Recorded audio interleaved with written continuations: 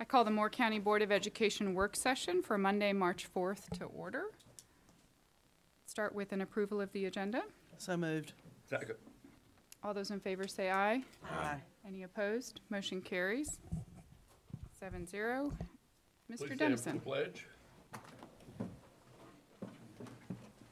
I pledge allegiance to the flag Of the United States of America, and to the republic for which it stands, one nation, under God, indivisible, with liberty and justice for all. Please join me in observing a moment of silence.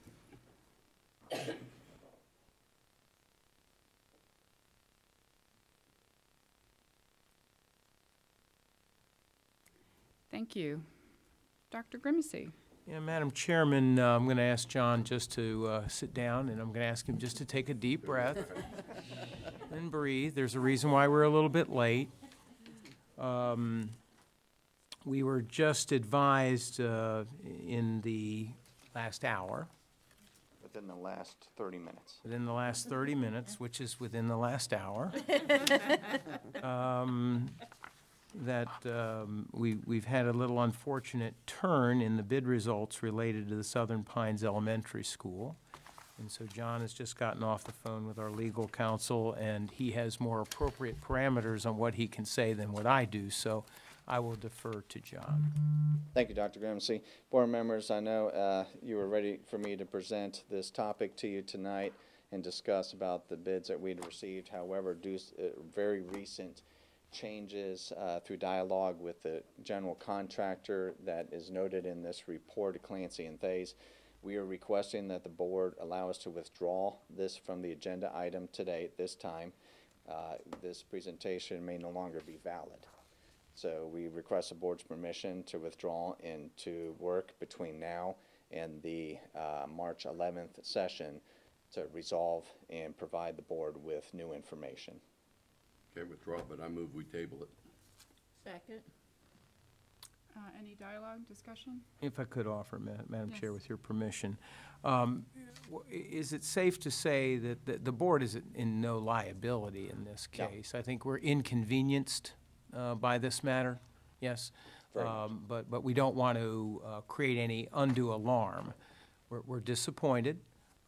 This is inconvenient, but under no circumstances do we want anyone to get the impression that the board is at any legal or fiduciary risk with the appropriate counsel that we've received. It's for that reason that the board would be better off if we just took a couple of days here and sorted out what's going on, okay? Is that okay? Correct. Tom, We you're will nodding? Roger, we will bring you're a nodding? John? recommendation on the 11th. Okay. Very good, okay. Madam Chair, based on my briefing in the parking lot, I support the motion as been presented to the board. Well, we appreciate giving us, we appreciate the update. There's a motion and a second on the table. Any further questions? All those in favor say aye. Aye. Any opposed? Motion carried. We are tabling this until next week. And as soon as we're able, we certainly will provide the board with as much information as we can to explain this rather unusual approach that we're taking today. Who seconded that motion? All right, we will move then to item 3A, pending action and discussion. Yes, I will invite Ms. Murphy to make herself available to assist with this conversation. Thank you. Good afternoon. Good afternoon, Kathy. This message on my sweater is not for you all. I'm going to see Lucas Meacham tonight, so I thought in honor of the opera, I would wear it. A Union Pines graduate. Yes. Who's singing a at the graduate of Sunrise this Union evening. Pines, that's right. Nice. Very exciting. So you may recall at the last work session, we opened up a discussion about evaluating the names for our 3 new elementary schools that are coming online over the next couple of years. Those schools are in Aberdeen, Southern Pines, and Pinehurst. The process that we reviewed for evaluating those names involved 4 steps. One being that we would meet with community leaders to have those discussions about opening up evaluation of the existing names and talk about additional options if they so choose. The second step would be the approval of the Board of Education to create an online portal for public feedback on the options for the names, which is what I'm here before you to do today. After this process closes, we will have a public comment session, and then the board will take action at a subsequent regular business meeting. So the first two schools that we're going to talk about today are Pinehurst and Aberdeen, which we are doing simultaneously. The first community meeting for Pinehurst occurred on February 25th. With Aberdeen, it was February 27th. We had discussion with those groups about options for different names. We also informed the community leaders that the board would have the opportunity to have discussion and also modify that list if they so chose at this meeting. Once the board decides on those, makes a final determination on the options that will be presented to the public, that will be decided next week at the business meeting. We'll open up a portal from March 12th to the 22nd to allow for public comment and feedback. I want to stress it's not a vote. It's just an opportunity to provide feedback on the different options for those names.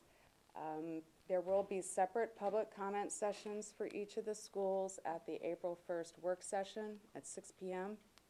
And then the board will take final action on those two elementary schools on April 8th. So tonight I'm presenting the background information of how we got to the choices for both Pinehurst and Aberdeen to open up for public comment. So with the Pinehurst Community Leaders Group, the consensus was that due to the nature of the school being replaced, as opposed to two schools merging together and being moved to a different location, that it retain the name of Pinehurst Elementary School. So right now the proposal before the board is that an online portal will be opened that will feature one option. It would be Pinehurst Elementary School with a field for comments. And then the consensus was with another community group is that we have a link to the history of Pinehurst available so people can go back and read about the history of why the town might be named that way or that area developed the way that it did. So we would probably link back to the town and village websites for those histories. For Aberdeen, we had four options that the community leaders group decided to present. Aberdeen Crossing Elementary School, Aberdeen Elementary School, Blues Crossing Elementary School, and Pines Crossing Elementary School. So the online portal will have these four options unless the board chooses to modify this. Then next to each option would be a field for comment, and then a link to the history of Aberdeen would also be included with that. Catherine? For the Pinehurst Elementary, if people come on the portal and suggest other names, how will that be handled? Well, the community leaders had met and determined that that is the only option they wanted to present. It's up to the Board of Education and your decision-making perhaps here today if you want to add additional names or how you want to proceed if that turns out to be the case. This is my understanding, the portal will not be asking for names. Okay. The portal will simply allow for comment on any name that happens to be presented. So today would be our opportunity if we wanted to include other names. Okay. Right. I would, Sorry. I'd like to just make a quick comment about the Aberdeen primary and elementary one. We had an incredibly good meeting with the folks in Aberdeen, and they really did some good brainstorming as they pulled it all together. In talking with several of them since then, though, I'm finding that the Pines Crossing Elementary is not one that really hit home with the group. It was sort of an attempt to come up with one last name so that they didn't feel like they had shorted the process. And I personally would like to see us remove Pines Crossing from the portals, from the portal before it opens. I think our other options with the two, Aberdeen Crossing and Blues Crossing, using that same name, give us more of a feel for what the area is really like. I certainly don't have any objection to that. I don't either. Who could remind me what Blues Crossing is? Is that, what is It's, the, told me. Bruce is a historian here. yeah. original name. You need to turn you on.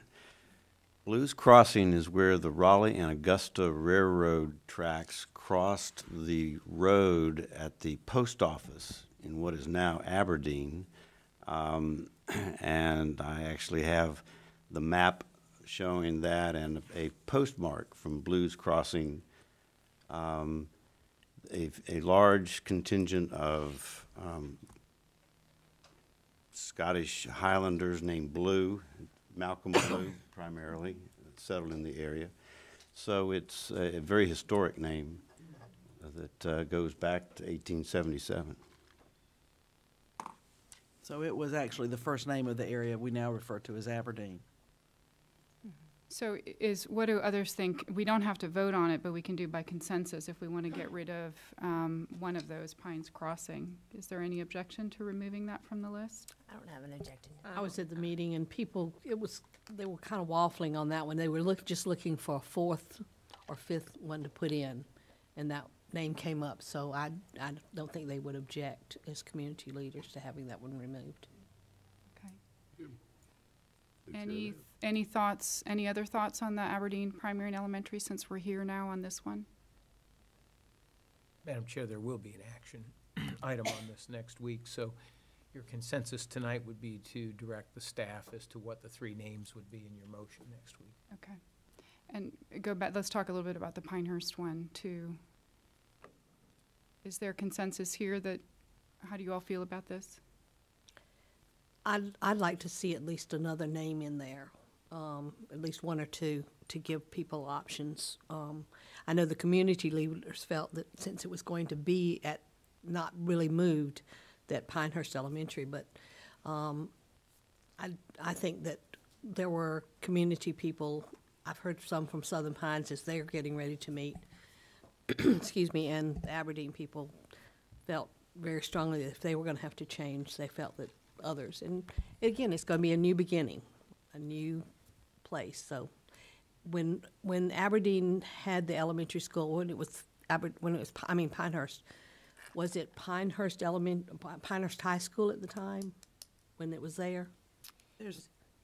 That whole area was originally the whole Pinehurst school system. Okay. And at different times, that campus has been Pinehurst Elementary, Pinehurst Middle, and Pinehurst High School. Okay, so it has had the Pinehurst same just name. as the name. Mm-hmm. Okay. Then maybe that's the reason to leave it as such.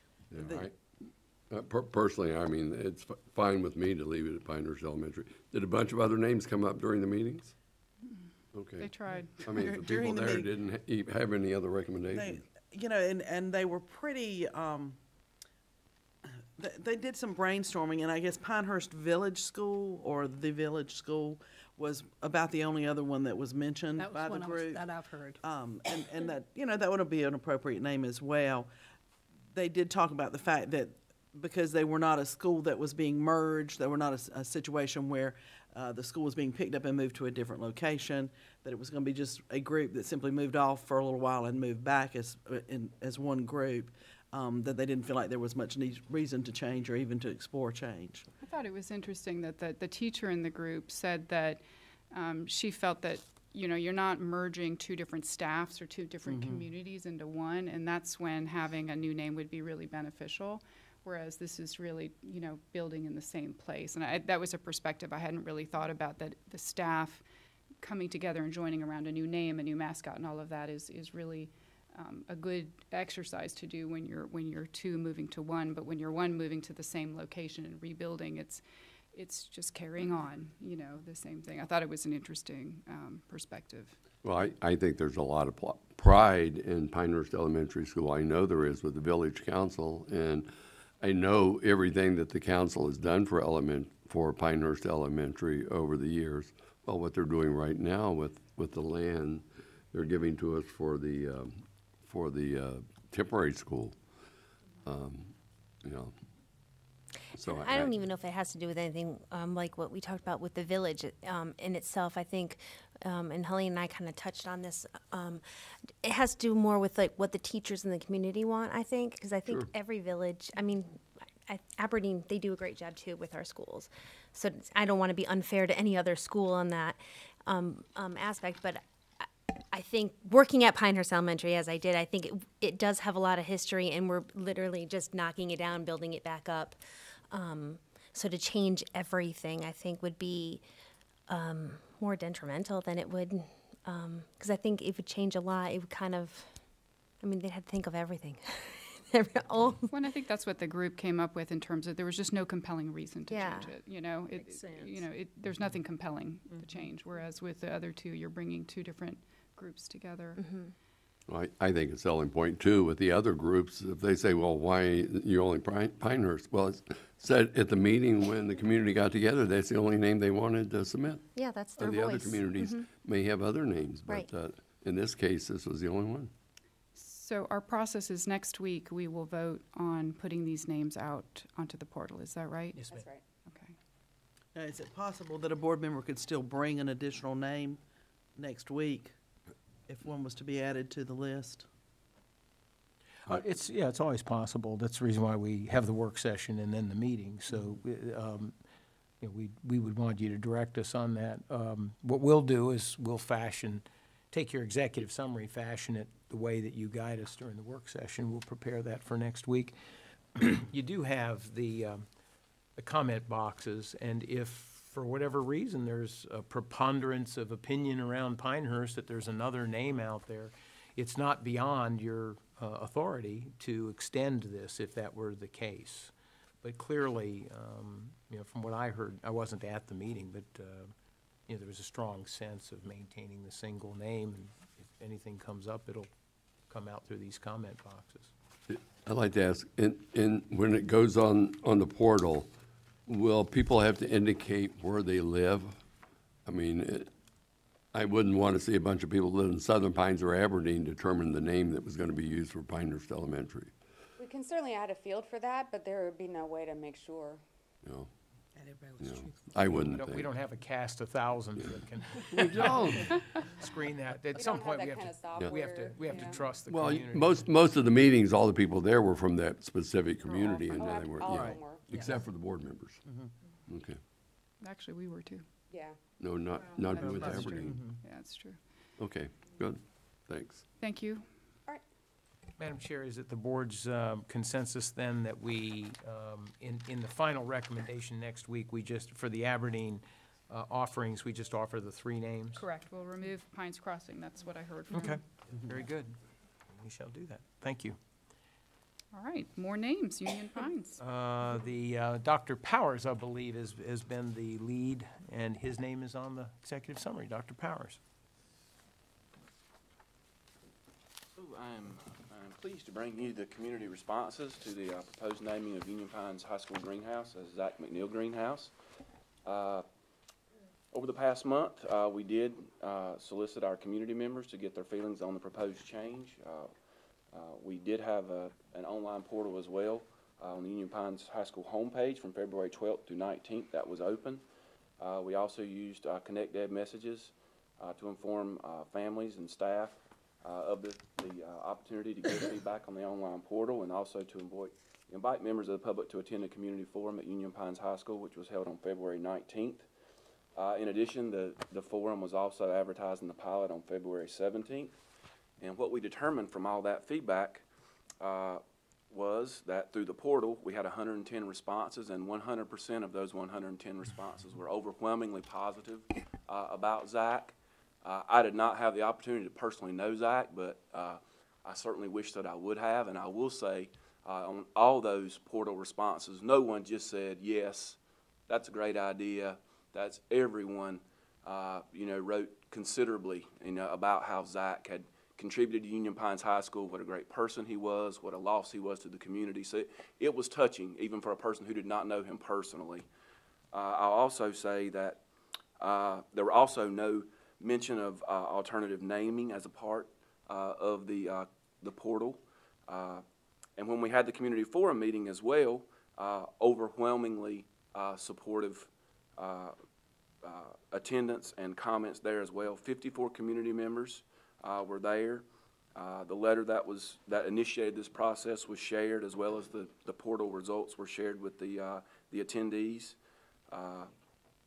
2 people spoke in support of the proposal, very, very eloquently, again, very caringly about Zach and his, all the things that he had contributed to the high school and the community. No one in attendance offered opposition to the proposal. No one, again, offered any, alternate naming for the greenhouse. And everyone there signified by a raised hand that they were in support of the proposal. I cannot believe that absolutely no one complained. I mean, that doesn't happen. Right. And I will say, based on all that, again, I would say that, Zach obviously had a great impact in a very short time at Union Pines High School. And, we'd all be so lucky as to be remembered in that way, when we're gone. So with that, any questions, I'll be glad to try to answer those, and I'll leave it with the board. Thank you. Any questions or comments? It seems like we have a good process for naming parts of our facilities, so thank you for following through and getting that feedback that you did. Yes, ma'am. That's it. Thank you. Thank you, Dr. Powers. And I'll invite Mr. Eklund and Ms. Murphy to make themselves available. Presentation? No, there's no presentation, just the materials. Good afternoon, Dr. Grimacy, members of the school board, Madam Chair. We are here to talk a little bit about a change that we will be making to our website and mass communications platform. As you may know, we use School Wires for our website platform, and we use ConnectEd. I think it's called something else now. Yeah. What's commonly known as ConnectEd for our mass communication system. Our contract is coming up in June, and we saw this as an opportunity to perhaps streamline those two functions and combine them to make them more efficient, obtain some cost savings, and make it easier for staff to maintain these websites at the district and at the school level. So this includes district and all the schools. So we are presenting a contract for your review to migrate our website over and our ConnectEd system over to School Messenger. Would you like to talk a little bit about that? Just Or- the executive summary outlines the selection process we went through to evaluate the different vendors that responded to our initial request, and we got down to two finalists of our existing provider and School Messenger. And from our Webcom team and also our expanded selection team, based on the vendor presentations, demos that were provided, and access to a sandbox site, they all unanimously chose School Messenger as the platform. Some of the advantages of this will be better integration with PowerSchool, for instance. The messaging platform integrates directly with PowerSchool. There's going to be better data integration with the employee and parent and student data. And the other advantages are that there's unlimited support and unlimited training included in this contract as well, which will help with the staff keeping things up to date at the school. Yeah, that training and support is not something we have right now. So that makes a big difference in our ability to keep those websites looking alive and vibrant and being able to showcase everything that the district has to offer through our #1 communications platform, which is our websites. Will it be able to bring all the calendars together? Yes, yes. I know that is something we really like to see. One advantage that this solution has is that it better integrates with the athletic calendars at the high schools as well. That was actually a pain point that the schools identified, is that when things, those things change regularly, and having to do an extra step to make sure that the district calendar was updated was a problem. But the new solution actually integrates directly with the platform that the schools use for the athletic calendars. May I ask a clarifying question about that? So you can make one entry and it has on there where you want it to go. Like if it's an entry for something, it'll go to the specific high school or specific school where it's applicable. It'll go to our app, which has the schedule on it. Correct. So it'll go everywhere instead of having to go to each individual. Yes. Good. Yeah, that app is really, the main advantage to that app is having that calendar all in one spot. Oh, yeah. And it all integrated, but it requires people on the other end to That's right. populate it. That's a problem now. It may be one thing on the app and another thing at the school, and, yeah, Right. so that's great. That's great. So we're hoping with the training, That's with why we added have support, technology. we can make that happen. And So this will be in sync with the app that we have on our phones now. Well, it'll be a new app is what it'll be. It'll be a Same thing. completely different platform. And one of the reasons we're bringing this to you well before the end of the contract is so that we have plenty of time to transition. There was an implementation timeline that we provided with the executive summary, that there's plenty of time to transition from one system to the other with no loss of service, and things are fully operational. And Catherine has been managing these are all the things that the schools need to have ready to go for the transition to the new platform. So when would the transition happen? It would be, the go-live date would be around early June, how it maps out in terms of the whole project management timeline. We've mapped it out. So you'd start now and then be able to launch right at the end of the school year, so you're ready for Correct. the new school year. Correct. and work out any bugs over the summer, Yeah. so, which would be nice. Well, and parents rely on our websites to get a lot of information about what's going on in the schools. And so it's particularly important that they're easy to update so that parents and community members are aware of what's happening in the schools. So, And will this include the individual teacher websites as well? That It's an option. It has that capability. What we're concentrating on primarily is making sure that the critical school information is up to date and available, and then we can expand on that. So that the transition will be making sure that the basic school information is correct and up to date, and calendar information as well. so the folks receiving that training will be our individual webmasters at the schools. Correct. But training is available. Another advantage of this product is training is unlimited for any staff that you want to have access to it. Support is unlimited for any staff. So anybody who has the rights to edit a page or has to keep a page up to date, they can call and get support at any time. so it doesn't have to go through you. That's nice. Well, I love it. I love it. I can stop making calls to schools, finding out whether or not this is really going to happen today, and save all my trips to Northmore that I've had over the past 3 years when I drove up there and it wasn't going on like I thought. Made a few of That's those great. myself. No, I'm sure you have. It's a nice Things are drive. great. Any other questions? One last one. How does this group have the ability to be involved with Power School that the other groups do not have? Say Well, Blackboard. This platform actually, the other solution pulls data down from Power School, kind of mixes it up, and then digests it and combines different fields together, and then brings it into their communication platform. The School Messenger actually is an app that you can run. You don't have to run it through Power School, but you can run directly inside of Power School. So you can select any selection of groups that you can do inside of Power School. You can just select and create a message, so that it uses the data directly out of Power School to do the messaging and send out the mass communications. So it's more directly integrated with Power School itself. So does that mean we had an endorsement from NCDPI or Yeah, something? that was one of the requirements, is that it had to be a approved Power School vendor, and their integration was much better than what we have now. And it'll work with ConnectEd as well. Well, it'll replace ConnectEd. It'll replace So this ConnectEd, will be okay. the platform that does the phone calls, does the emails, does Okay. does text messages if we wanted to do text messages. And that will integrate directly back to the website as well. If there was an announcement that we wanted to pop on the website or the mobile app, all those things can happen together as part of a single messaging platform. Well, that's exciting. Communication is extremely important in our large school system. And So- have a well, single large for us. platform with all inclusive. Yeah. And at a cost savings. We have high expectations for all those schools. And we know Mr. Dennison does, but just knowing it, we want up-to-date information out there for people to find. And the good thing is that since it's launching this summer, by the time school opens, they'll be able to post real time and won't have to go back and edit. So that's great. Well, thank you very much. Thank you. Appreciate the work. And at this time, I'll invite Ms. Fall to come forward. Switch.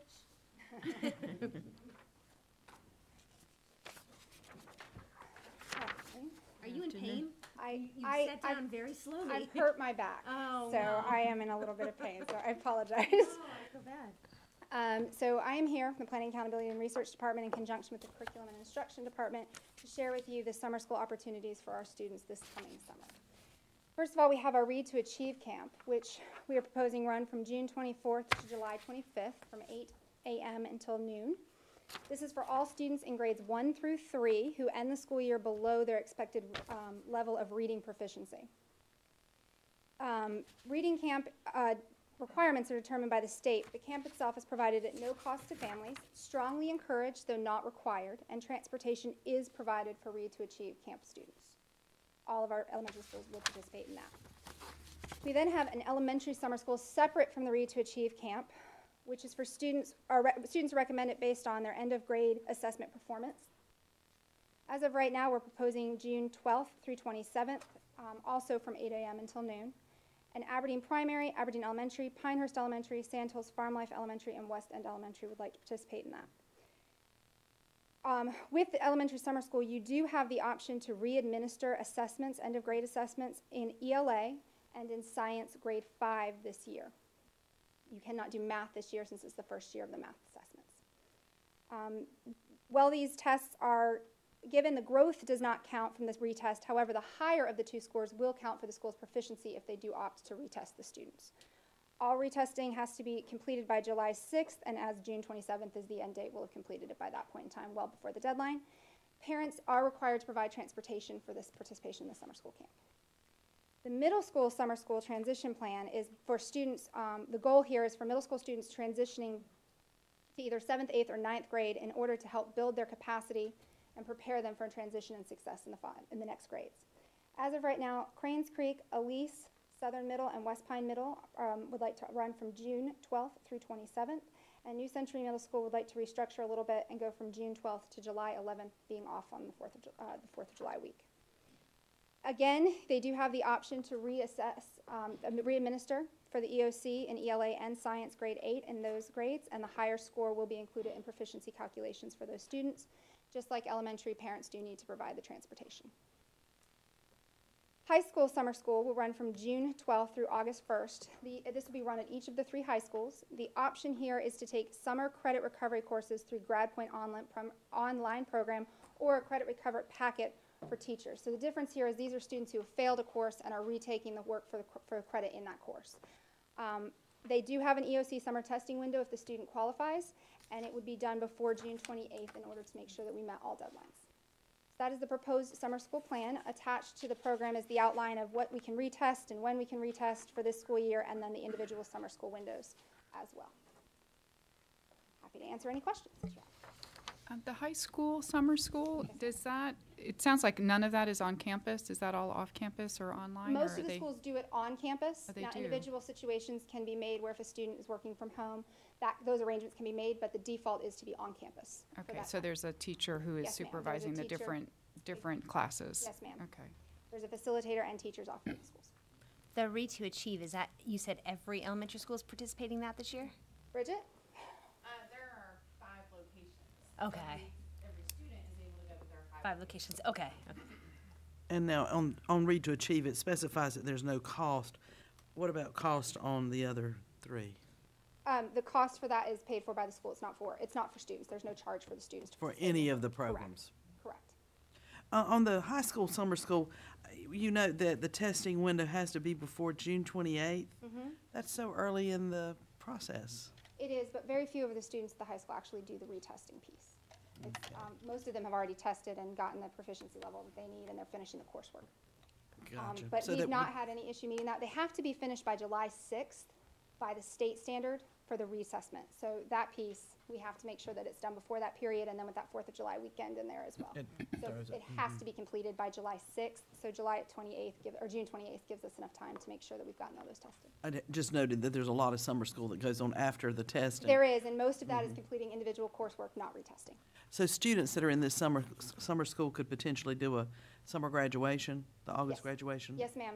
If these credit recovery courses that they're taking are the last ones needed for graduation, then they absolutely can participate in summer school graduation. And how many classes could they take?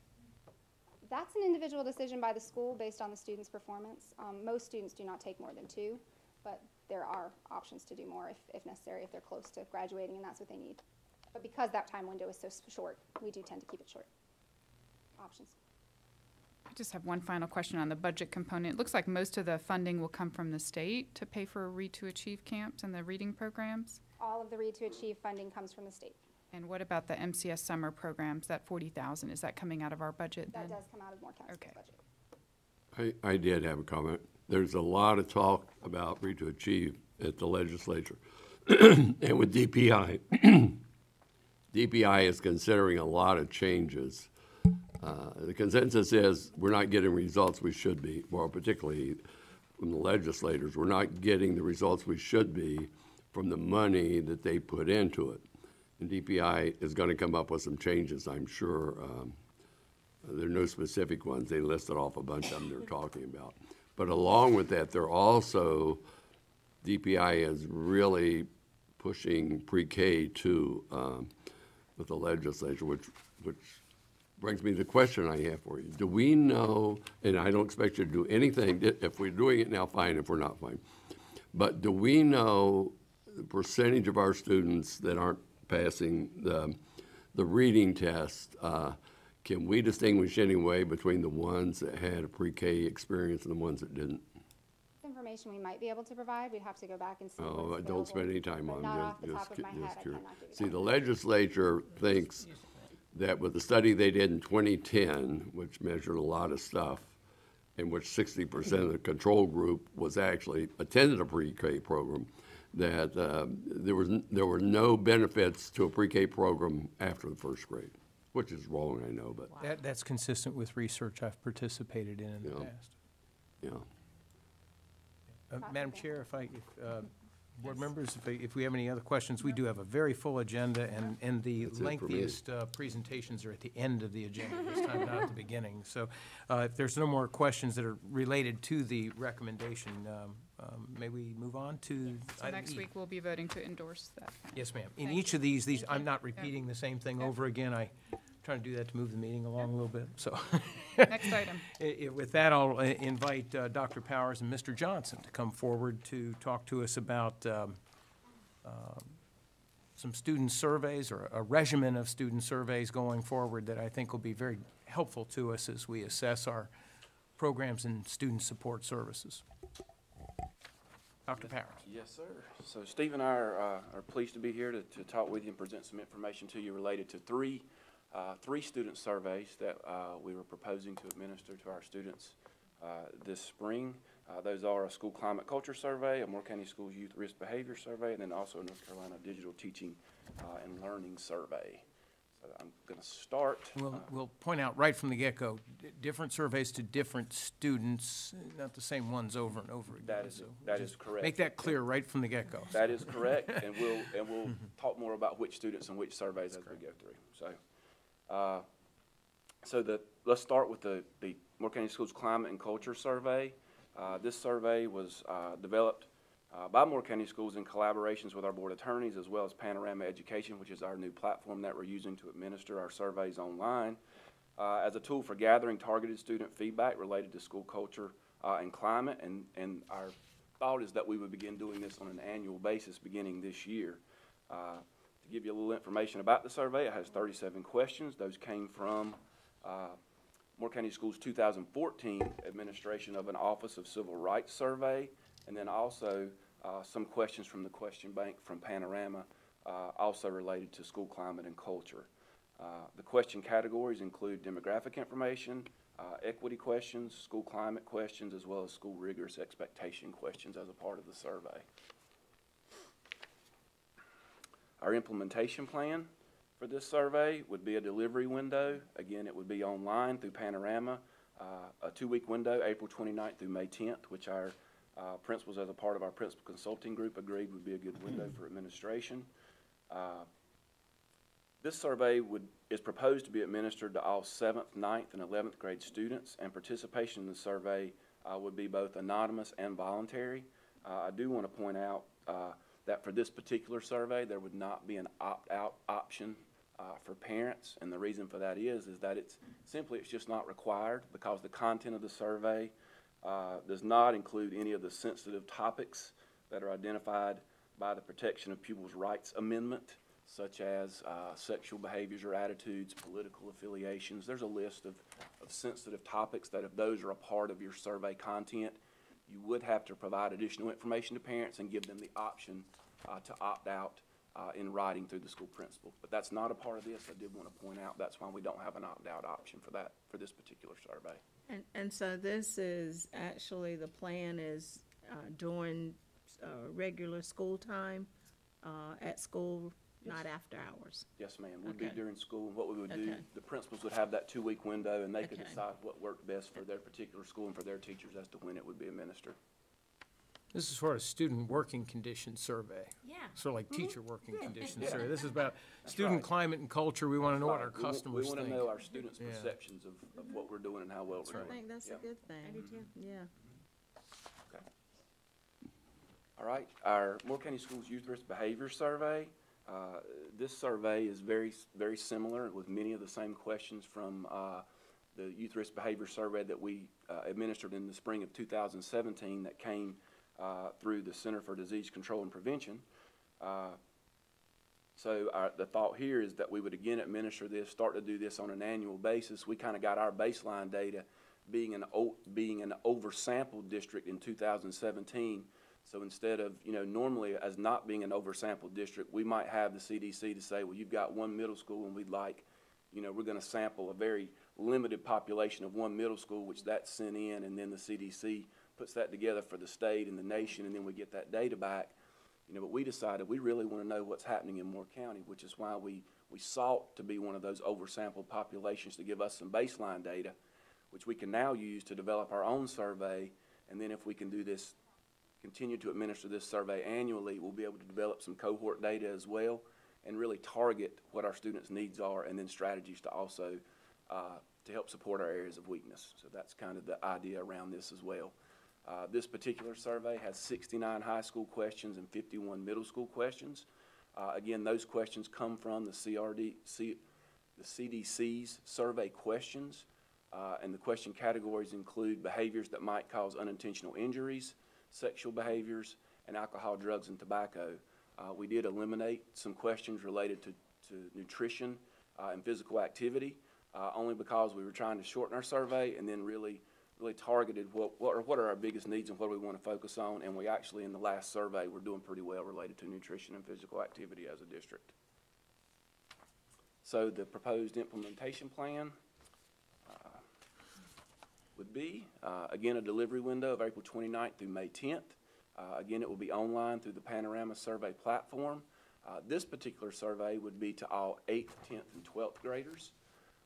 And then participation in the survey, again, is both anonymous and voluntary, but because of some of the sensitive nature of the questions in this survey, such as sexual behaviors and attitudes, in addition to some reporting that might be considered self-incriminating related to drug, alcohol, or tobacco use, we do have an opt-out option for parents with this survey. Parents can opt their child out from taking the survey by simply putting it in writing to the school principal, and they would never even sit down to take the survey. Seth, quick question. Can parents view the questions first before they opt out or opt in? Yes, great question. And then what we're actually seeking today is just your endorsement to seek community input on the administration of these surveys. So what we'll be doing is putting all this information online. They'll be able to see the questions. They'll be able to give their feedback through an online portal. And then we'll bring back in April any feedback that we get from parents. They want to get a jump start, it's on there right now. And then we would ask the board to approve the We surveys would in per April. policy. Our plans do that in April, yes, sir. Okay. Right, I'll turn it over to Steve. All right, the next survey we're going to ask community input on is a pilot survey for North Carolina Digital Teaching and Learning. In the past 4 years, each spring we have done a digital learning survey with students that's been anonymous and voluntary of our own creation that we created 4 years ago. This one actually comes to us at a pretty good time because our last survey was getting kind of dated and not aligned the way we wanted it to. This survey is developed by the Friday Institute, a close partner with NCDPI. The benefit of this survey is it aligns directly with the Digital Learning Progress Rubric, which is how we are judged as a district and how we're doing with digital learning. And we've been requested to pilot this survey as part of our Innovation Academy grant as being leaders in the state. They've asked us to ask students their perceptions about digital learning. Implementation plan for this survey is there is a 53 questions. It covers student perceptions across 3 main categories: technology and infrastructure, curriculum instruction, and student outcomes. There are no open response items included in this survey. And again, it will be anonymous, and data collected will be reported in the aggregate. Proposed delivery window is the same as we have for each of our digital learning surveys each year, May and in the spring, so it will be this May 2019. What we do on these surveys is we push them out to student Chromebooks. We can make their homepage the survey window, and that way they have quick and easy access to take it. It will be incorporated and implemented by our DIF team at these schools, and these are the schools whose principals have volunteered to pilot the survey: Northmore High School, Elise Middle School, and West Pine Middle School.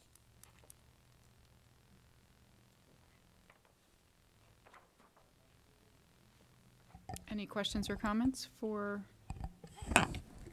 When you finish the surveys, the climate culture and the youth risk, when will you get feedback that you will then present to us?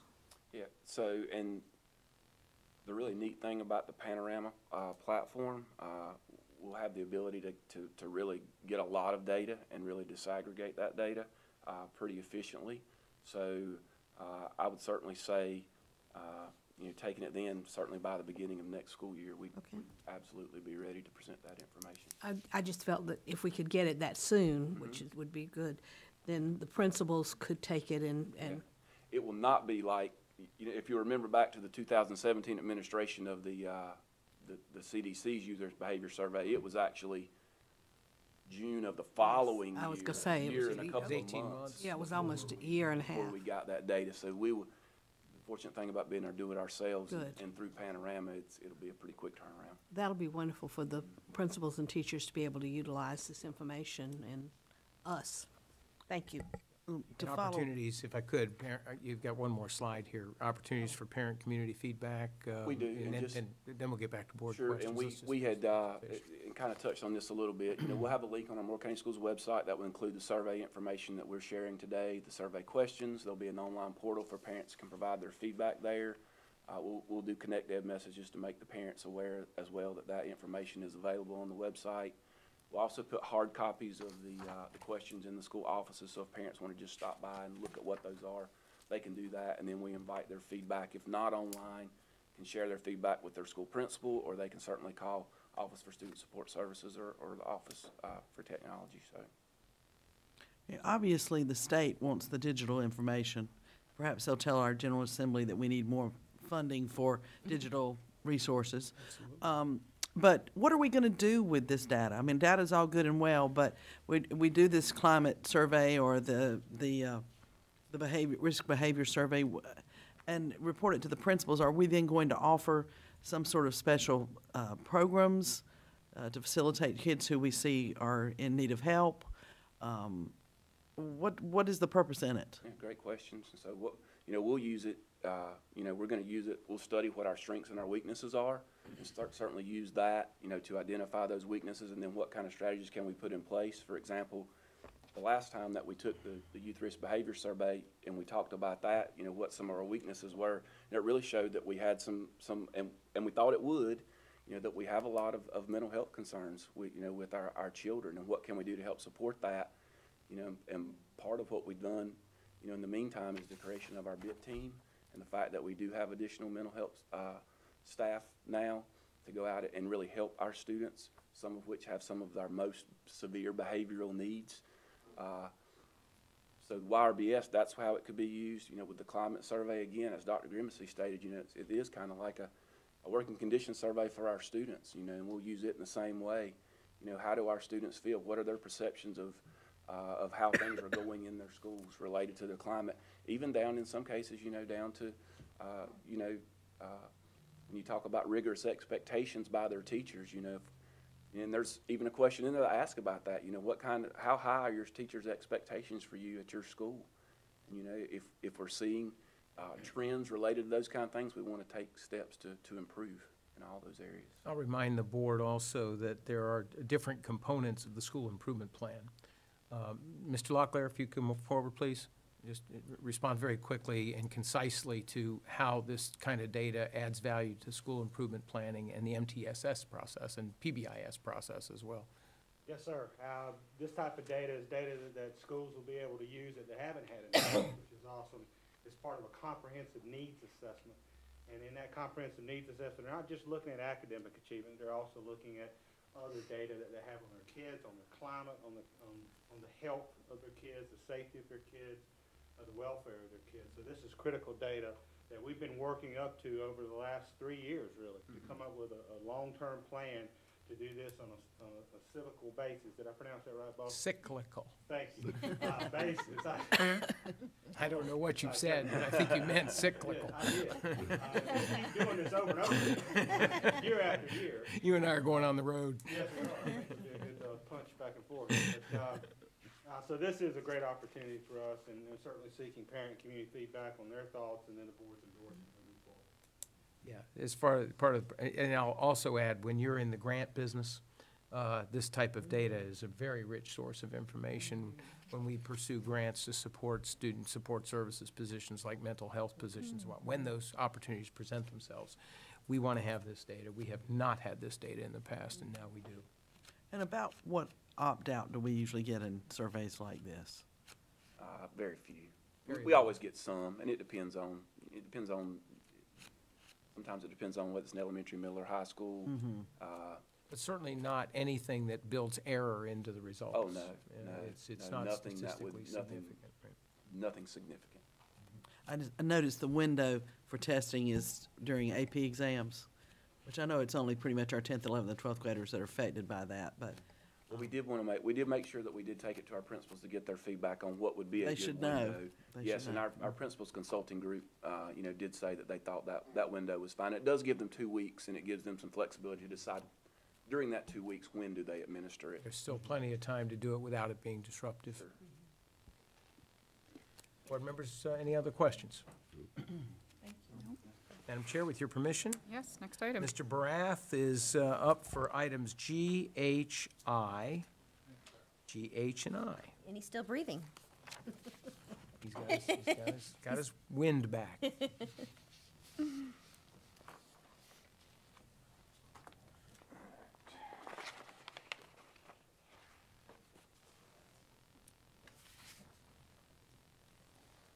All right, so the first item is McDeeds Creek Elementary. It's additional design services for utility relocations at the roundabout on Camp Easter Road, along with some others. Just to remind the board, previously you had approved additional services for the architect and the engineer for the McDeeds Creek Elementary roadway design. That was a traffic roundabout. Remember, turn lane on Fairway at Route 22. And on Camp Easter all the way over at Niagara Carthage. I do have sketches attached to this that you had available to look at too, that help to define some of the changes at the intersections at Niagara Carthage and Camp Easter Road and at Fairway and Route 22. Basically, during the design process that we had gone through for this, NCO DOT and the developer made some changes, modifications to the original plan. DOT revised its assessment of the traffic impact and required changes to the length of turn lanes and a slight change to the roundabout size, a decrease actually to that a little bit. Excuse me. And during the, when we were just about wrapped up with the drawing package, the developer withdrew his intent to refine the intersections at Camp Easter Road and at, he distracted me, at Camp Easter Road and Niagara Carthage and at the, it's pulling it up now. Okay. Great. So, and at there at Fairway and 22. So what this sketch shows you is what's dashed in red is what the original drawings had indicated. This was the combined work of the school required improvement needs as well as the developer improvement needs at this intersection. Since then, the developer has said, look, I'll commit to the roundabout and get that all done. But as far as these two intersections, I'll do those improvements at some future date. And so we had to revise the drawings to bring everything back to this point to show the school-only impact. The other sketch, if you scroll down on that one, please, shows the change over at Niagara, Carthage, and Camp Easter Road. Again, the red dash line shows what the original intent was, and then the reduction is what's indicated that shows the school improved requirements only.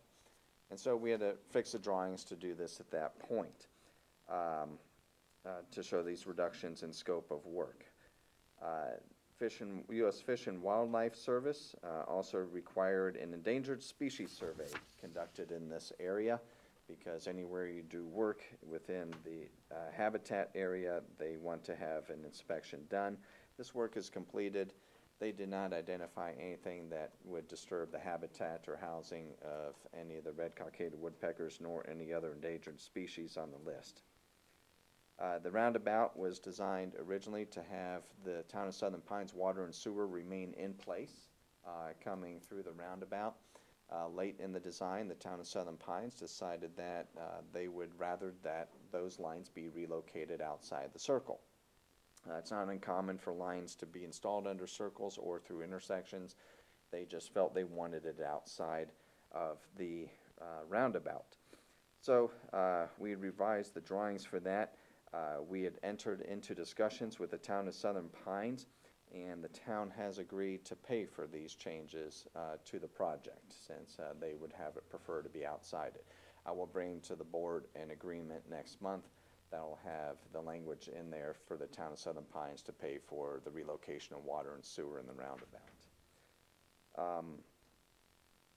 The previous additional services that we provided to you were for design only. They did not include any construction administration.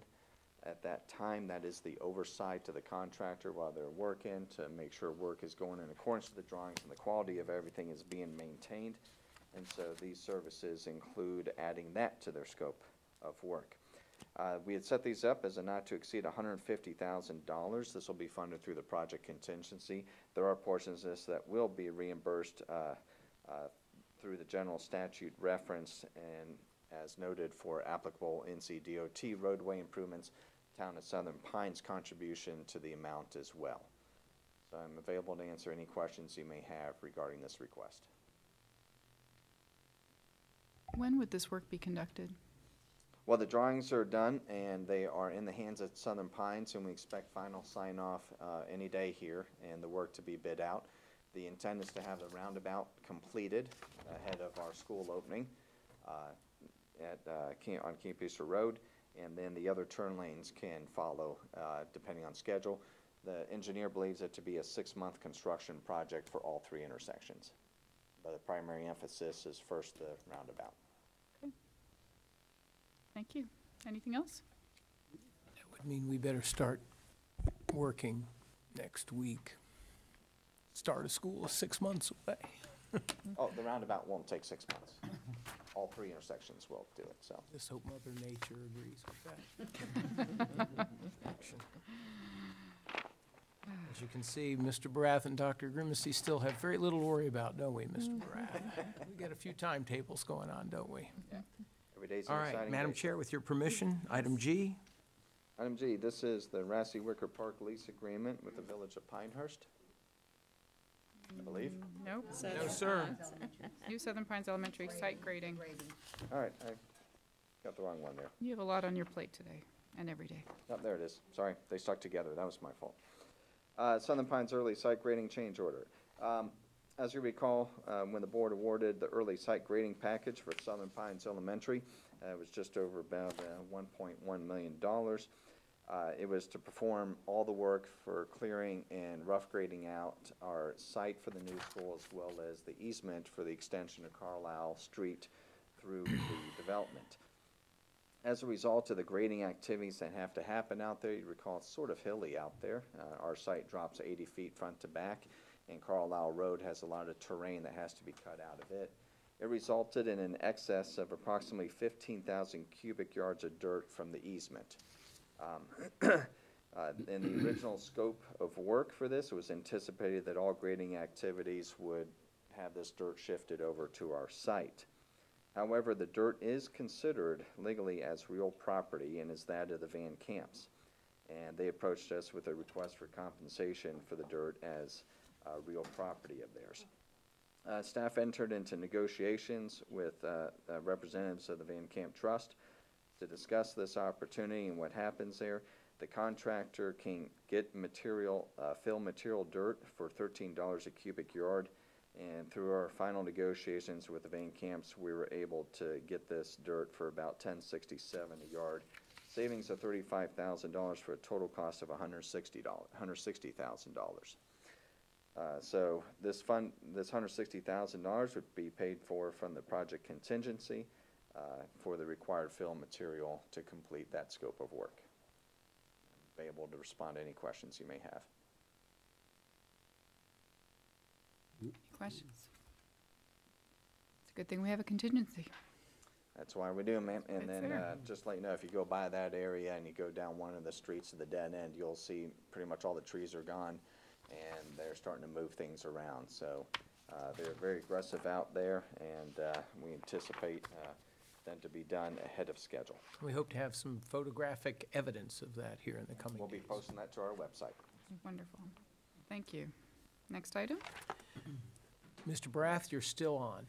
Now to Rassi Wicker. They may give you the hook after this Grassy one. Wicker. And again, with the demolition of the existing Pinehurst Elementary School to construct the new school, we're required to have a temporary location to move the students into. As has been previously shared with the board, we've been negotiating with the village of Pinehurst after they had approached us as an opportunity to use one of their properties as a temporary space and allow us to tear down and rebuild on the existing Pinehurst site. We worked closely with the village, looking at every parcel of land that they had available and cleared, and we had all settled on the Rassi Wicker Park as being the best choice. We worked with our consulting engineers at LKC Engineering here located in Aberdeen, and you have a drawing in front of you here of what the preliminary layout of the site pretty much is. You can see where the mobile units are. If you go familiar with Rassi Wicker Park and you go out there, that's the soccer field. Right next to that, on the left, is the roller rink, and to the top is the splash pad where the playground equipment and things are. This has sewer on site. It runs on the left right past all the units. We have water out there, so those are always very good things. We are very close to first responders. The fire station is right across the parking lot. And then across the street from that is the police station. This has everything in there that we found that we would require regarding a temporary site for security, for safety, and for ease of installation. So after working with the village, through this, they are planning to add, and they had already approved in their budget, another $160,000 worth of playground equipment to their existing playground. That's a good thing because the current playground equipment out there, it'd be tight for the kids to all be on there. So the expansion actually works out very well in our timing. They had only allocated originally a portion of that $160,000. They wanted to get to the $160,000 of equipment, and through negotiations working with us, we had offered $40,000 to be contributed towards the playground equipment, saving us the cost of relocating equipment from our current playground over there, replacing parts that get damaged in the transfer and dismantling and reassembly. And so it was a good opportunity to get the school everything it's going to need to operate in the interim. So through legal counsel, both with the board attorney and the village, we have a proposed lease agreement attached to this for the temporary campus, where we would lease it for $1 per year with a one-time contribution of the $40,000 toward the additional play structures. I'm available to respond to any questions you have regarding the lease. Any questions? Nope, sounds good. They'll have a nice play structure to play on. They will. With your permission, Get to Madam the new Chair. school, they will too. Item I. Mr. Brath, you're still on. You have an encore. This is New Aberdeen Elementary.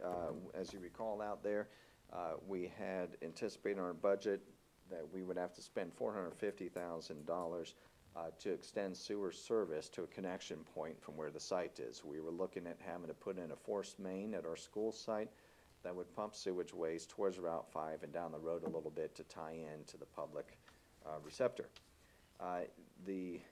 Also, the town of Aberdeen recognized an opportunity with the development that is potentially in planning already to come up around this school, that they would want to change the interceptor location to one that's on the south side of the site. So they wanted to go down to one down by Roslyn Road instead of up by Route 5. That would have exceeded our budget. The town of Aberdeen and BVM Properties, and the board have entered into a development agreement jointly to install this sewer line that would serve the school. The amounts are indicated on the executive summary. We are still held to $450,000, town of Aberdeen $377,000, and BVM Properties for $75,000. Total budget cost of $902,000. On February 19th, we opened bids for installing this sewer line through the land to get down there to Roslyn. And the apparent responsive and responsible low bidder is ELJ. They're out of Jacksonville. They're also the contractor over at McDeeds Creek that's installing the sewer and water line extensions over there. They came in with a bid of $857,722, and that is within the budgeted amount of $902,000 by $44,278. Any savings in the project at the end of the project will be distributed between the parties as in accordance with the agreement by prorated shares. It is our recommendation to the superintendent that consideration be to award the project to ELJ in the amount of $857,722. We will provide up to $450,000 through the project bond that was identified in the original budget. The other funding will be provided by the town of Aberdeen and BVM Properties. And I'm here to respond to any questions you may have. No questions? Any questions? Madam Chair, No? your permission? Next item. Thank you. Dr. Powers. Thank you, Mr. Barath.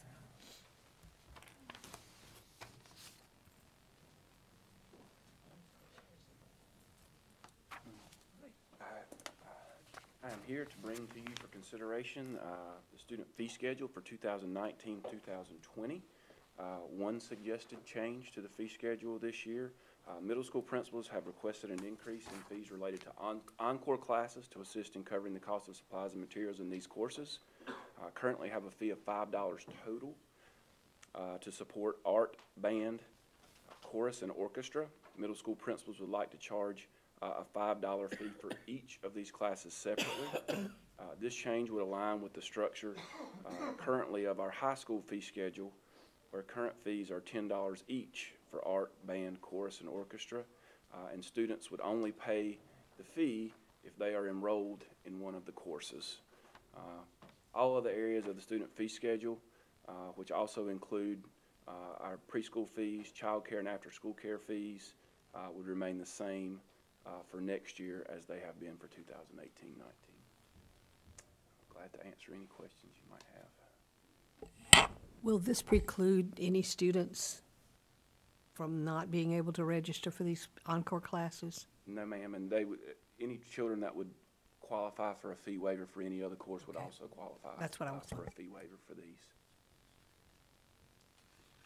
How much time do they normally have to pay all their fees? You know, we would like them to be paid as quickly as they could at the beginning of the year, but obviously at any point that they pay it is fine. There is no set deadline per se. But our Just like experience has encouragement. been the vast majority of these fees are paid. Oh, absolutely, yeah, within the right- first right at month of beginning school. year, Yeah. right. I think we can say there are students paying fees the day before graduation in order to graduate. Yes. I mean, sometimes we forget. Right. Any other questions, board members? I think it's wonderful that you're able to hold the line on all the others.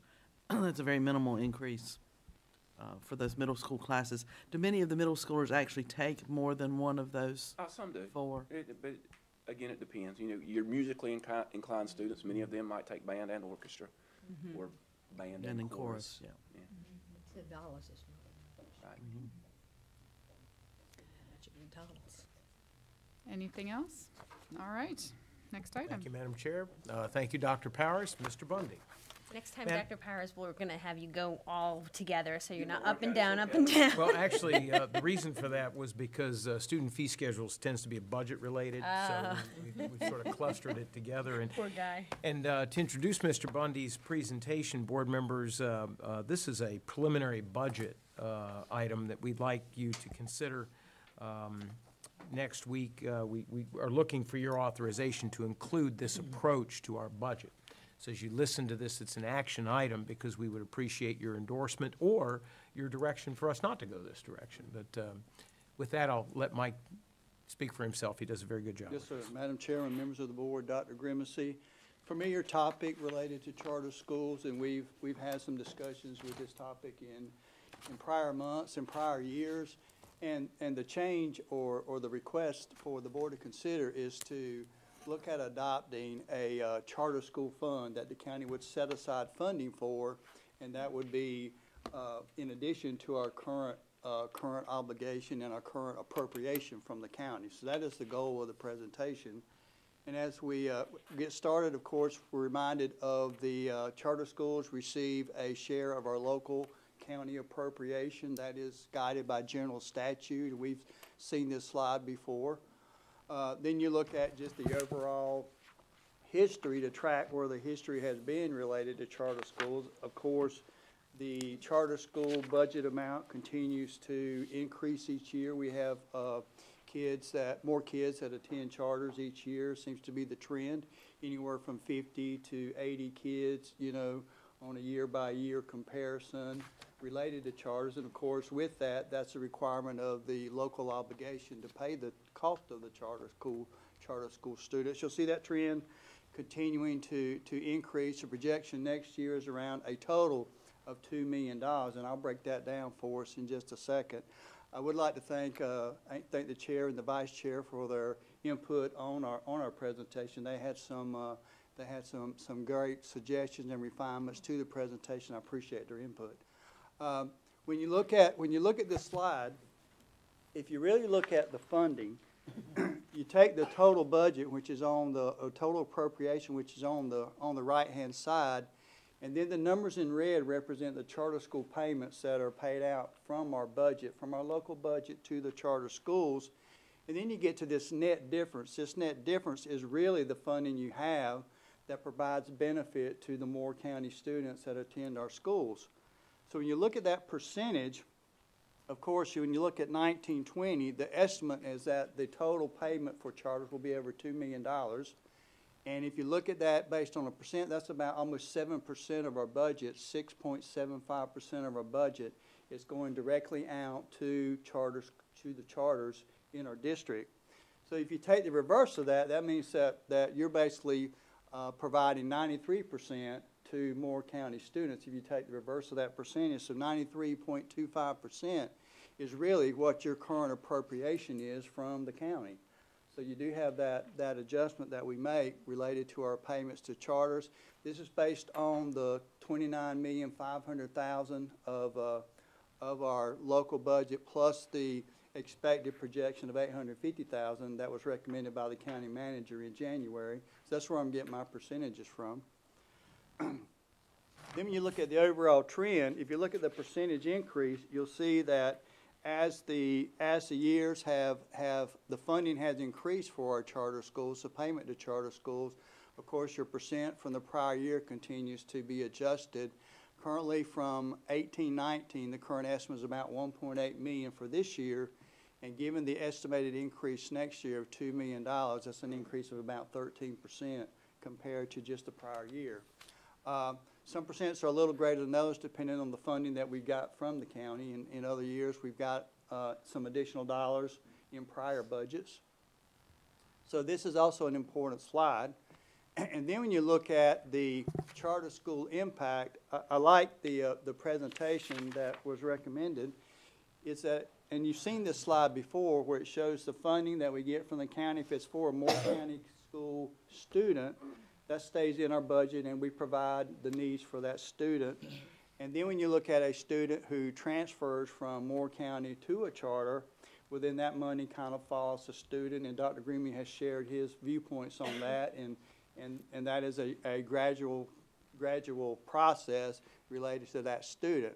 The question relates to the student who never attends Moore County schools and does participate and goes to a charter school from a military move or a family that's in the district, and they start their student in kindergarten, which is where we see our trend of loss of students happens in kindergarten in a lot of cases.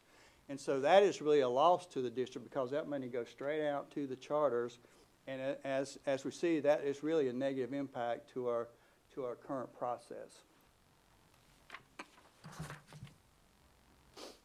If you look at just the prior 2 years, the impact of charter school students, so if you look at Kate Fall and her staff do a great job at this, and we present the roster of who the kids are, and they look at students, were they ever in Moore County schools or did they never attend Moore County schools based on the history in Power School. So what we find is that this year, 470 students never attended Moore County schools at any point in their prior attendance history. If you look at a per pupil cost, that's over $1 million in cost. So the goal is to have the county set aside that funding and provide that to the district so that we can make payments to the charter schools for those students. The prior year was around 395 students, so it continues to rise. The students continue to increase. So that is kind of what we're talking about, a system to work that process. What is a system that we can develop through the board and through interaction with the county to provide that funding? And that's kind of what we want to present to the board really in this next slide. So the goal is to establish a charter school fund, and the charter school fund would be for the county, much like they do the digital learning fund. They set aside funding for the digital learning fund currently, and we submit invoices to the county, and they make those payments. Similar process to set aside funding related to the non-Moore County school charter school students who never attended our school. Have the county set aside funding for that as some type of sub-account, some process with the county, and have that funding set aside. So that is kind of step one that we identify. Step two would be the county would make an annual payment to that fund for the non-county Moore students. Third, Moore County would be responsible for the students that do attend the charters. The students that are attending charters that were prior Moore County school students would attend the charters. And then the fourth step is that we would submit a monthly report to the county and request reimbursement from the county for the non-Moore County school students. So we're still making all the payments. We just ask for the county to reimburse us for the cost of non-Moore County school students. The overall budget for charters is $2 million, and about 60% of those students are non-Moore County school students. That's about $1.2 million that the county would set aside. Our responsibility would be that difference. That 40% is around $800,000. So the county would set aside 60%, and we would pay our 40%, but we would make the 100% payment to the charters and request reimbursement back from the county. So that is the process. So number 5 is just to set up a transparent process, a monitoring process that will be approved by the school board and also through negotiations with the county, subject to an annual review process, subject to refinement. We usually don't know our charter numbers until about October. So there will be a little bit of refinement once you really know the student count with the charter schools and that review by Kate and her staff. And then we'll be able to work out a process where we would get a reimbursement after kind of a payment back. After we make the payment to the charters, we would ask for a reimbursement the following month for the costs that would be incurred for the non-Moore County school students. And I'm here to answer any questions that you may have about that process. This is a process. And with that last point there, Mike, you've got a final slide there, just to emphasize that point. The last point is, again, just a final summary. Local charter school funding for students who never have attended Moore County schools should not count in our percentage of local current expense assigned to Moore County schools. That is set aside from the current appropriation provided from the county. And if that's done, that frees up that amount of money within our budget for other needs that we have, which we'll outline here shortly. That's correct. And in the budget presentation, you'll see the 1.2 million separated when we talk about that in our upcoming presentation. When I saw this on the, for pending action and discussion, I actually was very happy. It's a long time coming, and, I mean, you didn't even have to sell me on it. Yeah, I was we could already. vote on it tonight. Yeah, that's how I feel. We could have voted on it yesterday. Yeah. I'm ready to vote. Yeah, me too. So, thank you for doing that. Thank you.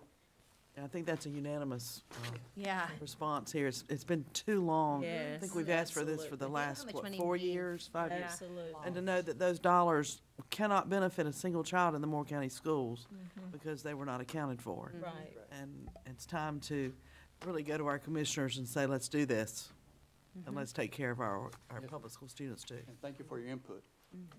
Well, and I think we're not saying that we shouldn't be the students that start within Moore County schools and then move on. We've accounted for those within our budget, so let's have that money get transferred. So I don't think there's any, there's no Absolutely. denying that, you know, the money following the child in that instant Right. makes a lot of sense. I think here, and I outline it on page 6, slide 6 very nicely, it just shows that for the student who was never in Moore County schools, we never accounted for them. All of a sudden, we're paying for somebody else. Right. We're having to pull money from another area to be able to have that money go to the charter for that child. And that's where the difficulty is. We've lost Millions. million, almost, yeah, over $1 million in that. And that's where we're struggling internally with our own operations. And that happens so- annually. That's each Yeah. year. You know, and plus, there's a lot of time and effort goes into keeping up with these students, and who does leave the Moore County schools, who never attends. It's a shame that we have to put so much attention onto that simply to keep up with this. And that brings me to my question. So this is a monthly payment that goes, correct? Yes, Yeah, we pay to- them monthly. So if a student comes to us 2 days into the month, that money does not return to us, does it? No, but we adjust each month, so we get a roster each month from all the charters. So we're adjusting each month to the actual students that are there. There may be a little play in the month, you're right, but by a month in, we have who those students are, and we do a check, and we bounce it against Power School each month to know that we're paying for the right kid, the right student. Yep, But just 28 that much more manpower that has to go into keeping up with it. Yes, ma'am.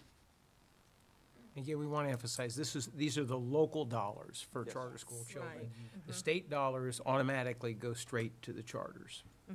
So that's not the issue here, and that's appropriate. These are the local dollars. Yes, sir. It seems to be such an easy fix. I hope our commissioners will really look at this seriously this year and take the necessary steps. That's true. Any more questions for Mr. Bundy? Dr. Powers? Come on down again. Again, Yeah. out-of-state and overnight field trips. Yes, sir. Two out-of-state field trips for your consideration this month. First, Pinehurst High School is requesting that their Sinfonietta Orchestra students be allowed to travel to Nashville, Tennessee for competition purposes. The trip will allow students to compete on a national scale and be judged against other ensembles from across the United States, as well as the opportunity to explore the legacy and history of Music City, Nashville. Northmore High School is requesting that symphonic band students be allowed to travel to New York in order to be exposed to new high-level musical experiences, which would include attending a Broadway show and also a performance by the New York Philharmonic Orchestra. The trip is planned for April 11th through 14th. And we're happy to answer any questions. We can only pass this if you can tell me what a Sinfonietta orchestra is. Pressure's on, I'll get that to you. Sounds Before next sounds Monday. small and specialized. Yes, it does. It's very good. Yes, absolutely. Sounds like wonderful trips, and especially for the Northmore students. I Oh, what a would envision that opportunity. quite a few have not been to New York before. So they need another chaperone. I've been, I can show them around. I'm available as well. Any other Mr. Perry would be questions? happy to hear that. It's Thank on you, Dr. record. Powers. Madam Chair, the staff rests in its presentation of pending action items. I think it's safe to say that we will have, we hope that we will have some sort of board action related to the new Southern Pines Elementary School bids after we get some things cleared up. And we will do our best to communicate with board members as soon as we get that information available throughout the week. We'll try to keep you up to date as much as we can as developments occur there. That said, items A through L are at your disposal for consent or board action. The staff is prepared to act on these in any way you desire. So when we look at A through L, any of those that we want to pull out for pending action? I had everything consent on my little sheet as I was writing it down. I actually believe that we need to pull out item B just to give some dialogue. To me, just a comment on naming this for, I don't know, maybe some family may be here, or not a lot of dialogue around this, but I think it would be appropriate just to So have some Zach comment. McNeil's family? Yes. I don't know if they will be, but I Okay. think it would be just appropriate just to have some type of comment around the importance of naming that facility after him. Do we need to do anything with A? Yeah, I wonder if it needs to be as an action item instead, Mm-hmm. with A, so that if there are other I think, suggestions yes, to I think as names well. for schools. Yeah. Yeah. I had A and B, circled. Anything else? And related to the names, I'm on the schedule of events leading up to naming the new schools. Has there been any decision as to the time of day of the public comment section, April 1st? Yes. Yeah, be So 6 that- o'clock. 6 o'clock. So what we would do is we would conclude our board business. We're going to advertise 6 o'clock.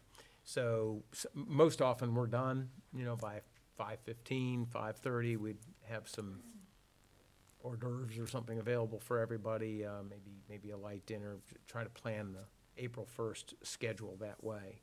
Because normally 6 o'clock is an appropriate time for public hearings. And how about location? Here. Yeah, it'll be right after our work session on April 1st. Yeah, we'd get very little turnout, so we think we'd have plenty of room for people to offer comment. For the McDeeds Creek naming, we had maybe 6 or 7 comments on that, and there was a lot of public interest in that. So we're anticipating that for Aberdeen and Pinehurst, we should have adequate space here for people that want to make public comment. Remember, they'll also have the portal by which to enter their comments, so. Unless the board feels otherwise, the staff has felt that this facility would be adequate and at 6 o'clock would be I think it's certainly fine. appropriate. So Yeah. April 1st. The plan is 6 o'clock, April 1st, and whichever, I guess we do, take them in alphabetical order, Aberdeen first and Pinehurst second. And Madam Chair, Is everybody okay with also, that? I'm sorry. Yeah, right. Something else? I also had item K to be pulled out. I don't think we need to go into the whole presentation again, but that one slide that focuses on why that is so important, I think would be extremely appropriate to get line of sight on our public that's in attendance, and so everybody understands the rationale for trying to separate that account. Rest of board members? That's fine. Okay. Item K. So A, B, and K. Madam Clerk, any questions? All right. Okay. Well, I think we should take a brief recess before we move on. What do you think? I know we have 2 lengthy reports after this, so let's take a And come back at what time, Madam Chair? 10-minute break. What time 10 is it? minutes.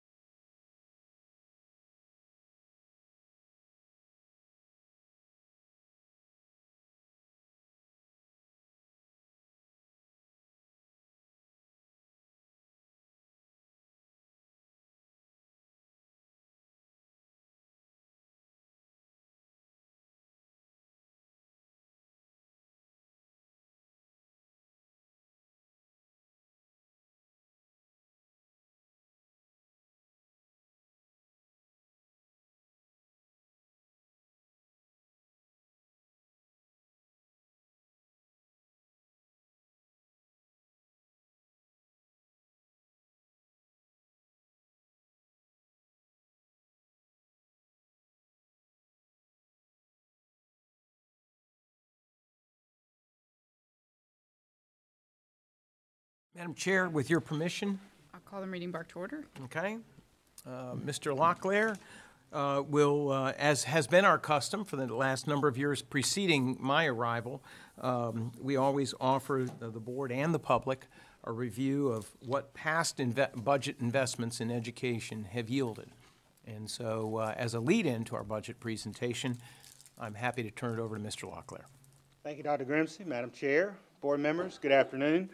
I appreciate this opportunity to give an overview of and a summary of what the board's investment, the impact it's made in academics and student support services, but I think also from a broader perspective, your investment is an articulation of your strategic priorities. And so, as you can see from this presentation, tried to tie this back to our Moore County Schools strategic plan, our vision, our mission, our core beliefs, as well as the direct connection into 3 of the 5 domains of the strategic plan: academic achievement, student safety, health and welfare, and employee culture and capacity. And so these highlights that I'm going to move through briskly are connected back to those domains and to our overall strategic plan. And certainly welcome your discussion and thoughts and comments throughout, but certainly there'll be opportunity at the end.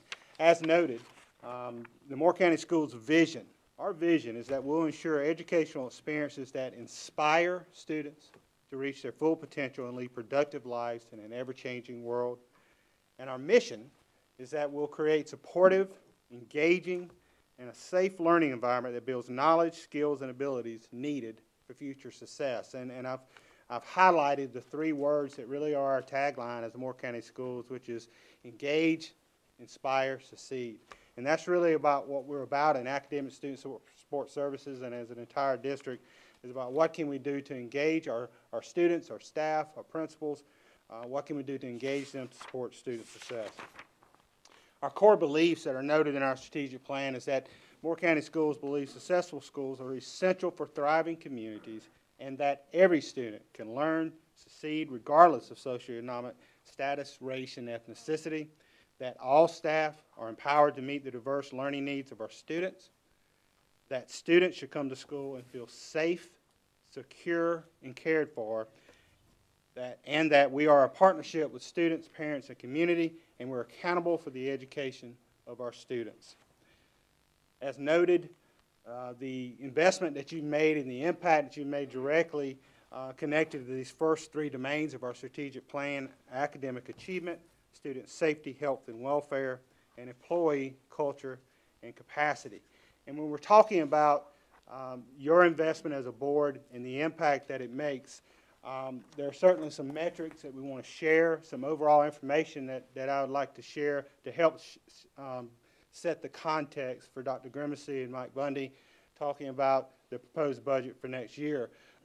One of the first data points that we always point to and talk about as a culminating data point is our graduation rate. This is really what we're focused on to prepare graduates for an ever-changing world. Moore County Schools continues to have a high graduation rate. You continue to see how your investment is impacting there. We're at 89.4%. Over the last 5 years, we've exceeded the state rate. We've exceeded our regional rate for graduation rate there, and we were 89.4% graduation rate in 17-18. Another metric that we look at to show the success of our students, the impact of your investment on the academic achievement of our students, is ACT results. All 11th grade students in Moore County, all students take the ACT. Not a select, all students take the ACT in Moore County Schools. And we have an average of 62.6% of our students last year that reached the minimum score for UNC. That's exceeded the state average over the last 5 years and exceeded the regional average over the last 5 years. When you talk about academic growth, we again continue to see strong results there, with 16 of our 20 schools who are eligible to receive a growth score to either expect or exceeded their growth in 17-18. That's 80% of our schools. And when you look at proficiency, the overall passing rate on state in a grade test and in a course test, our schools have a 62% proficiency rate, which again exceeds the state average and exceeds our region. And so we continue to see that impact in how our students, our staff, and our principals are leading our schools and seeing success. but not just on test results and graduation results and ACT results. You see an incredible impact on your investment and our students and the opportunities they have and how they're taking advantage of these opportunities. Over 1,000 unique students enrolled and received one college credit through the CCP, the College Career Promise Program at Sand Hills Community College last year. Almost 2,300 total college credits were earned by our students in these CCP courses last year. It's phenomenal, the impact that your investment in our partnership with Sand Hills Community College is making. On top of that, our students have the opportunity to take and be involved with 66 advanced placement courses in Moore County schools through our high schools. And these are courses our students can take, and they get a 3 or higher on the AP exam, can get college credit at UNC schools. And now all UNC schools take that 3 for college credit. Additional opportunities our students are seeing success in. Over 1,600 industry certifications or credentials were earned by our students through career technical education in a partnership with Sand Hills Community College. 86% of our seniors received acceptance letters from colleges and universities, and this is phenomenal. Almost $25 million was earned in scholarships from the class of 2018. That's phenomenal. Tremendous. The impact that your investment is making on our kids. We also, when we think about not just academic achievement, but in order to have academic achievement, we have to have that investment in employee culture and capacity in order to have the academic achievement. And that is the investment that you've made in supporting the entire Academics and Student Support Services Department. Our core work is about serving and supporting our teachers, serving and supporting our principals and our staff so we can have these type of impact on our kids on a daily basis. And when you look at digital learning, this is one area that we lead the state, and I would say the nation, in the work that our digital learning team's doing. We have our digital integration facilitators have led over 1,300 hours of professional learning, professional development this year so far. We're statewide leaders in STEM. And that's not just science, technology, education, and math. That's strategies that engage minds. That's the kind of work that our DIFs are doing with our teachers and with our kids on a daily basis. And I borrowed that from Dr. Sam Houston. But that really articulates the work that our folks are doing. We're a leader in the state. As I've noted, we're the only district to be awarded all 3 digital teaching and learning grants from North Carolina Department of Public Instruction. That's almost $500,000 that our team was awarded to push forward these strategies. And our DIFs support the integration of the 4 C's. We talk about that in Moore County schools, but they live it every day in those classrooms, supporting creativity, critical thinking, collaboration, and communication among our kids. And you go to any type of robotics event, or you just walk in our classrooms where this type of work is going on, and you see it happening. We mentioned the incredible work of our CTE department under the leadership of Amanda Dixon have really streamlined and refined the work that we're doing in CTE to really have clear pathways to college and career. You can see the number of those pathways we have represented in our schools. We've met and exceeded our benchmarks with the state that they set for us. The Department of Public Instruction has set for us. We're exceeding those goals. So we continue to see how our CTE programs are growing and refining, connecting to our business world here in Moore County. Percentage of our students who've continued to increase their credentials, we increased over 30% over a 1-year period of the percent of our students getting industry credentials, and we're expanding honors level courses for our CTE students. And this is a great statistic as well. 94% of our CTE graduates are placed in post-secondary education settings, military, or employed. And we've also got one of the first drone programs in the state of North Carolina that our kids are getting pilot license for drones. Phenomenal work, phenomenal impact that your investment is making. Again, talk about the importance of building that employee culture and capacity to support student academic achievement. Our curriculum instruction department, led by Bridget Johnson, has been doing incredible work focused on continuous improvement. They've worked with our principals and our schools on targeted school improvement. We heard a little about that earlier, and that's not just them. We heard Seth talking about that survey data is going to give our schools great data on their school improvement. But our curriculum instruction department's done some great work. They work with our schools on building professional learning communities. They work with our schools on building from the ground up with our teachers instructional frameworks in literacy, in math, and in our 612 classrooms. And they've offered hundreds of hours of professional development, one-on-one coaching, and hours of going into our schools, those curriculum and instruction specialists, and spending time in those PLC teams, working with them, coaching them, and helping them. Phenomenal work by those teams, and we appreciate your investment. And that's the type of impact that it's having. Our entire academic student support services team, as noted earlier, continues to look at what other opportunities can we bring for our district. And we see the impact there with the Performing Arts Grant, Wells Fargo Grant, CTE Expansion Grant, and Digital Teaching and Learning. Yes, ma'am. On the back slide, one back before that, I'd like the community to understand that these professional development for the teachers, usually school districts, teachers have to pay for them. They are not having to pay for them. They are there for the teachers to get there so they can continue to earn their certification, and we are providing this for them. And this is a great benefit. Yes, ma'am, and it's led by our own experts. Yes. In-house, our teachers, our curriculum specialists, our principals. Very proud of the work they're doing, from the summer curriculum workshops to the More Learning Academy in August, to time with it throughout the school year where they're offering these opportunities. I think that's important. Yes, ma'am. Great leadership in our schools. And noted the money that we were able to bring in through these grants. And we've talked about academic achievement. We talk about employee culture capacity, and those things can't happen if you're not looking out for student health, welfare, and safety. If you're not looking out for that, these things can't happen. And the investment that you have made in our student support services team and department is having a great impact on the health, safety, and welfare of our students and on their ability to be successful in the classroom. And I'm not going to read all these stats and all this data off to you. You've seen it before, but Dr. Powers and Lucinda Dedman and their team do incredible work, from our nurses to our athletic trainers. And now that you've invested in having athletic trainers at each high school, making sure we're taking care of the safety of our kids, making sure that they're ready and safe and healthy to play, to our MCS police, our Moore County Police Department, one of 2 school police departments in the state of North Carolina, and the work that Chief Fry and his team are doing to keeping our schools safe, having active partnerships with local law enforcement, running drills, and getting better all the time on how we're keeping our schools' campuses safe and our kids safe. Certainly important and a critical priority. To our mental health professionals that you continue to invest in, all the work and the dozens and dozens of strategic assessments that you're doing on our kids, the crisis support that we'll be able to provide for our schools is just impressive, and we appreciate your investment and the impact that that's making.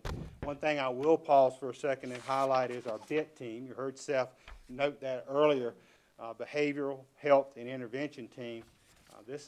We were able to form this team. If you may remember Dr. Grimacy, this is a priority he's had for quite some time, is to have the CSI team, this central team that supports crisis situations and really high-risk mental health situations in our schools. And we're able to move that forward this year through a partnership with Sandhill Center of Mental Health.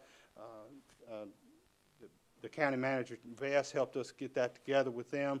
We certainly appreciate the county commissioner's support. So that's been great to be able to have this team that's been able to look at high-risk situations and to be able to come in and help our schools in crisis situations. So we're appreciative of that. And of course, our Exceptional Children's Department, that's part of our team as well. And the investment that you've made enables us to continue to impact and support and have a great exceptional children's program to support our students with those special needs, which includes hours and hours of professional development, hours and hours spent supporting our teachers and our staff in IEP meetings, hours supporting our administration and going to state meetings and making sure we're applying and keeping everything in compliance as we need to bring as many resources as we can to Moore County schools. And certainly last but not least, and I'll breathe in a second because I hadn't breathed through this presentation, but last but not least, the work, we talked about digital learning, but none of that happens without the incredible work of our overall technology department and making sure our infrastructure is working.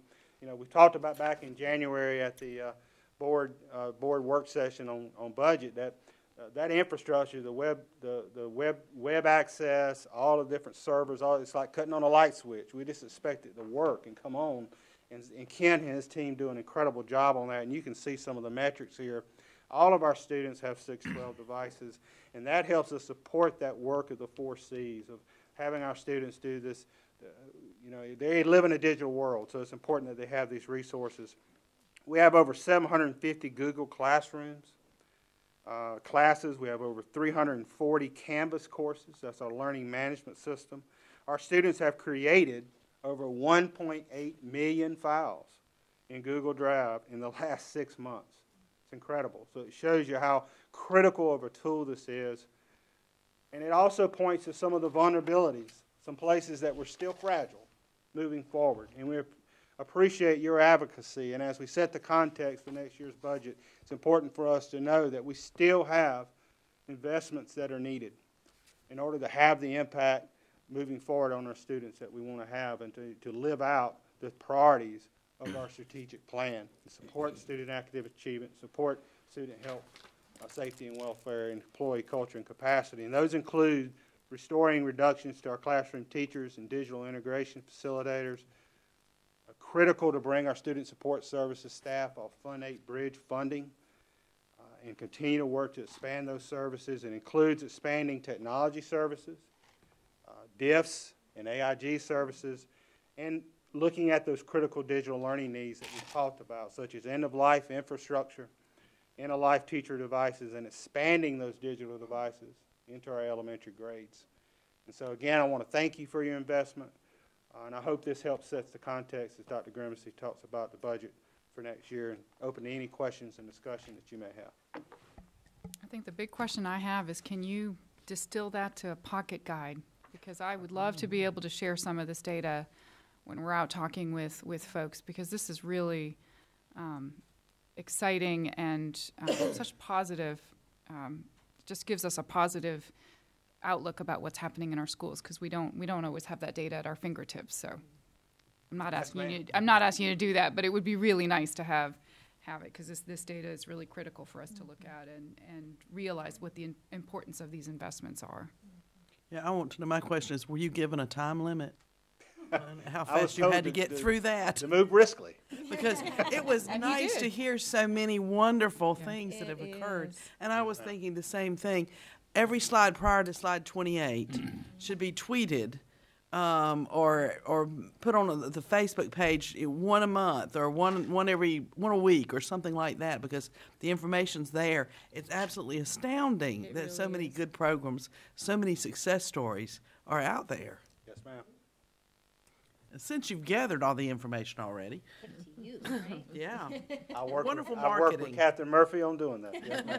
Well, and not to diminish what's coming next, but what is always something that stands out to me is what we're able to do regardless of some of the funding challenges that we have, and imagine what we would do. Just imagine how much more we could do. Exactly right. You know, and how we could really support our community and our students. So, thank you. Yes, and ma'am. of the note, Dr. Sam Houston was my first principal when I became a teacher. Oh, is that right? Oh. And what does STEM stand for? Strategies that engage Engage minds. minds. I like that. Strategies that That stuck engage with me minds. ever since I heard him say it. Very powerful. Madam Chair, we'll excuse Mr. Locklear and allow our next two presenters to get in position here. I had neither, but I like it. It makes very good sense.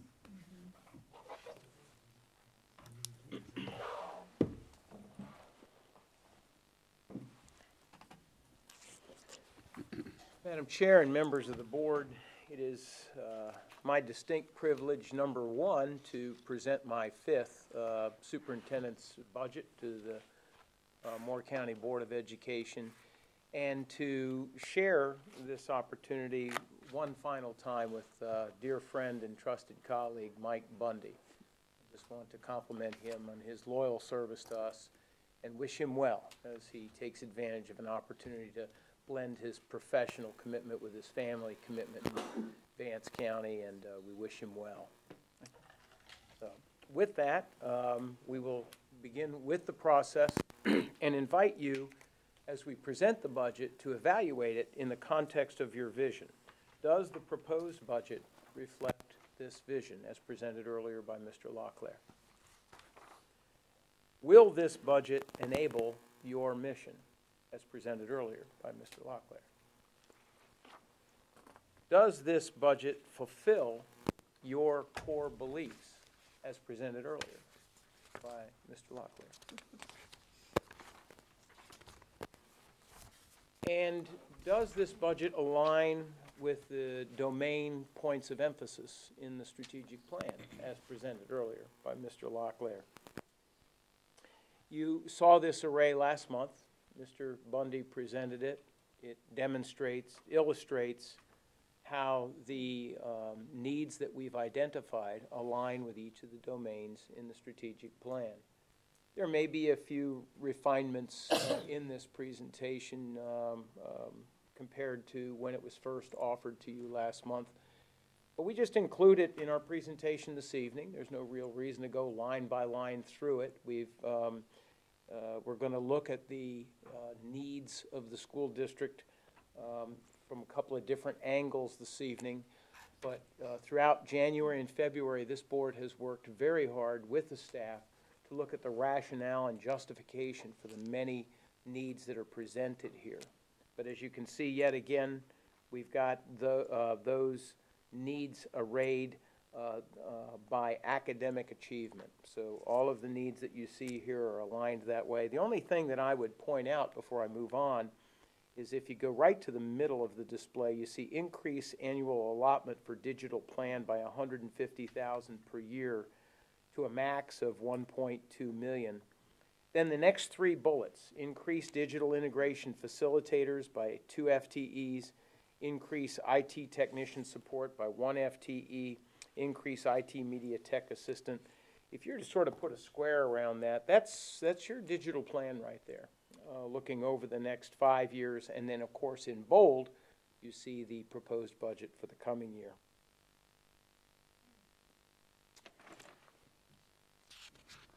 Domain number 2. These are the costs of the deferred needs related to student safety, health, and welfare. Just pause for a moment. All these needs are just arrayed in accordance with the domain. I will note the only area that I'd like to emphasize is that in 2019-20 and 2021, you'll see that we've requested no additional funds for additional nurses.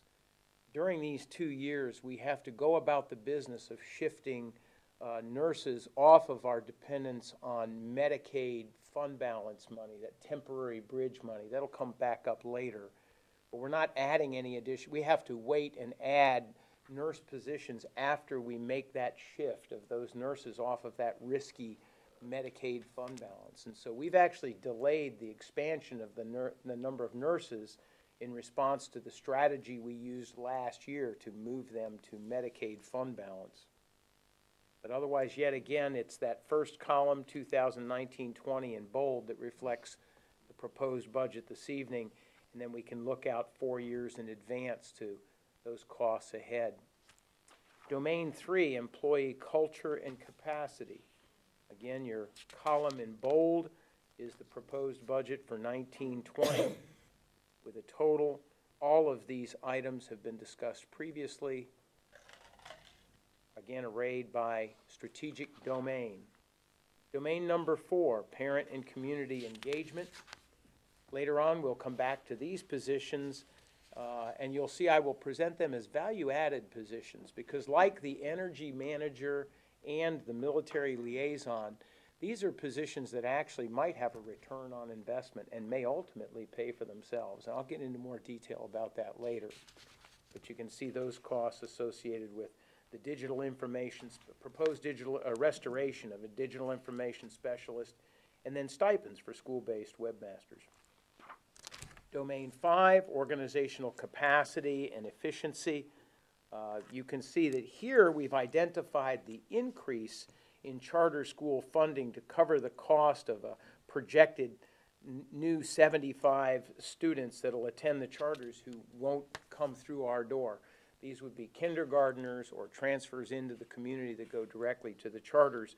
But we're going to kind of that 249,600 you see there, that's new money compared to this year. You'll see how we integrate that into the total cost later on.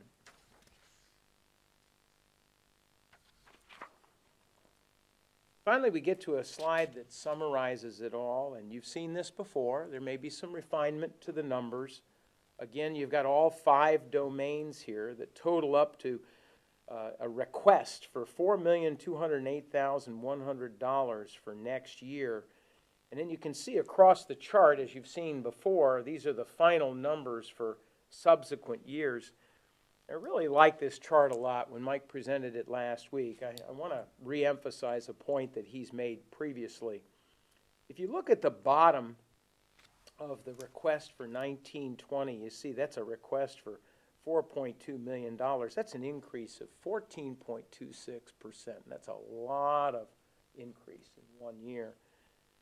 But I think that what that shows is the backlog of deferred needs. It shows the cuts that we've made the last couple of years to eliminate our dependence on fund balance.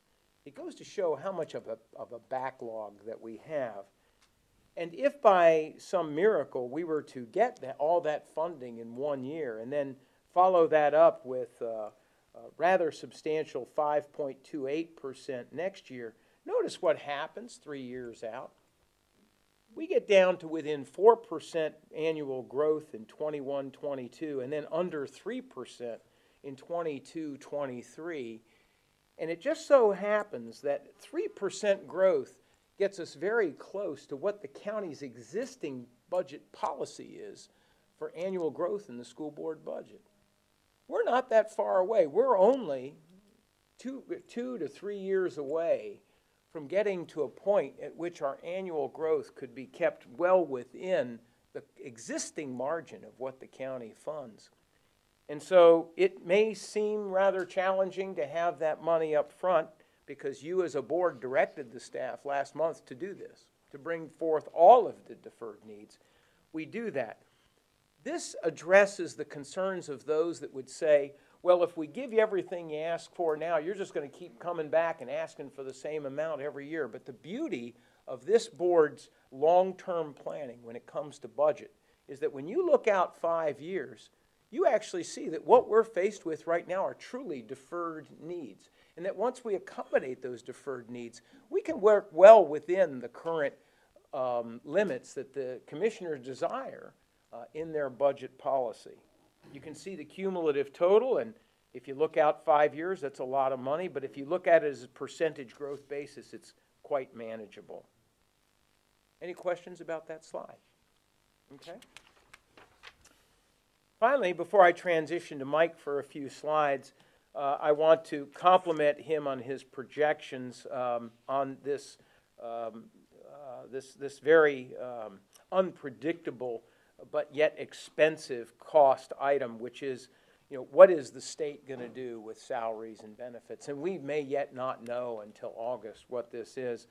I want to compliment the analysis done on certified and classified staff looking out over 5 years. Our best information as we consider the discussions going on at the General Assembly is it's probably not going to be over 5%. And for classified staff, we don't have any record of it ever being over 2% in so many years. So we go to the maximum and we work backwards on what those expenses are. And as you can see in the budget proposal, what Mike has put together is that we're going to rest with 3% in our budget presentation because that's only because it's in the middle on that. And so as we go forward, you'll see that we're using that estimate of 3% and, for certified staff, 1% for classified staff, leaving the total estimate of $379,843 plus an additional cost of $35,000 for 15 locally paid teachers that are rounded to 415. So what he's done here is he's taken the board's desire to restore some of those teaching positions that we cut last year, and then add that expense in this presentation that you have here. All right, any questions about that one? All right, at this time, I'll transition to Mike for the next couple of slides. Thank you, Dr. Grimacy. As we showed, really we showed this last time in our presentation, but what we try to do is look at take the costs and look at fixed costs and then look at other needs that the district has, realizing that fixed costs have to be covered in some capacity because those are obligations that you really have to meet in the budget process. And so we'll look at those processes. You'll see that all these are really defined fixed costs that the board would be required to fund. And of course, the first one is a requirement of 2 teachers due to the class size law. So that's a given amount. We talk about the increase of the charter schools. Again, that is funding that we referred to in the prior presentation, but also that is required to be paid out by general statute. And you'll see the others listed, reference to the salary increase as an estimate from the state. And then there are other items here that we've already discussed in the process of a total of $1.4 million. If you go to the next slide, these are really, as Dr. Grimacy referred to, deferred cost. These are other identified needs that were identified through discussion with staff and school and input from the board.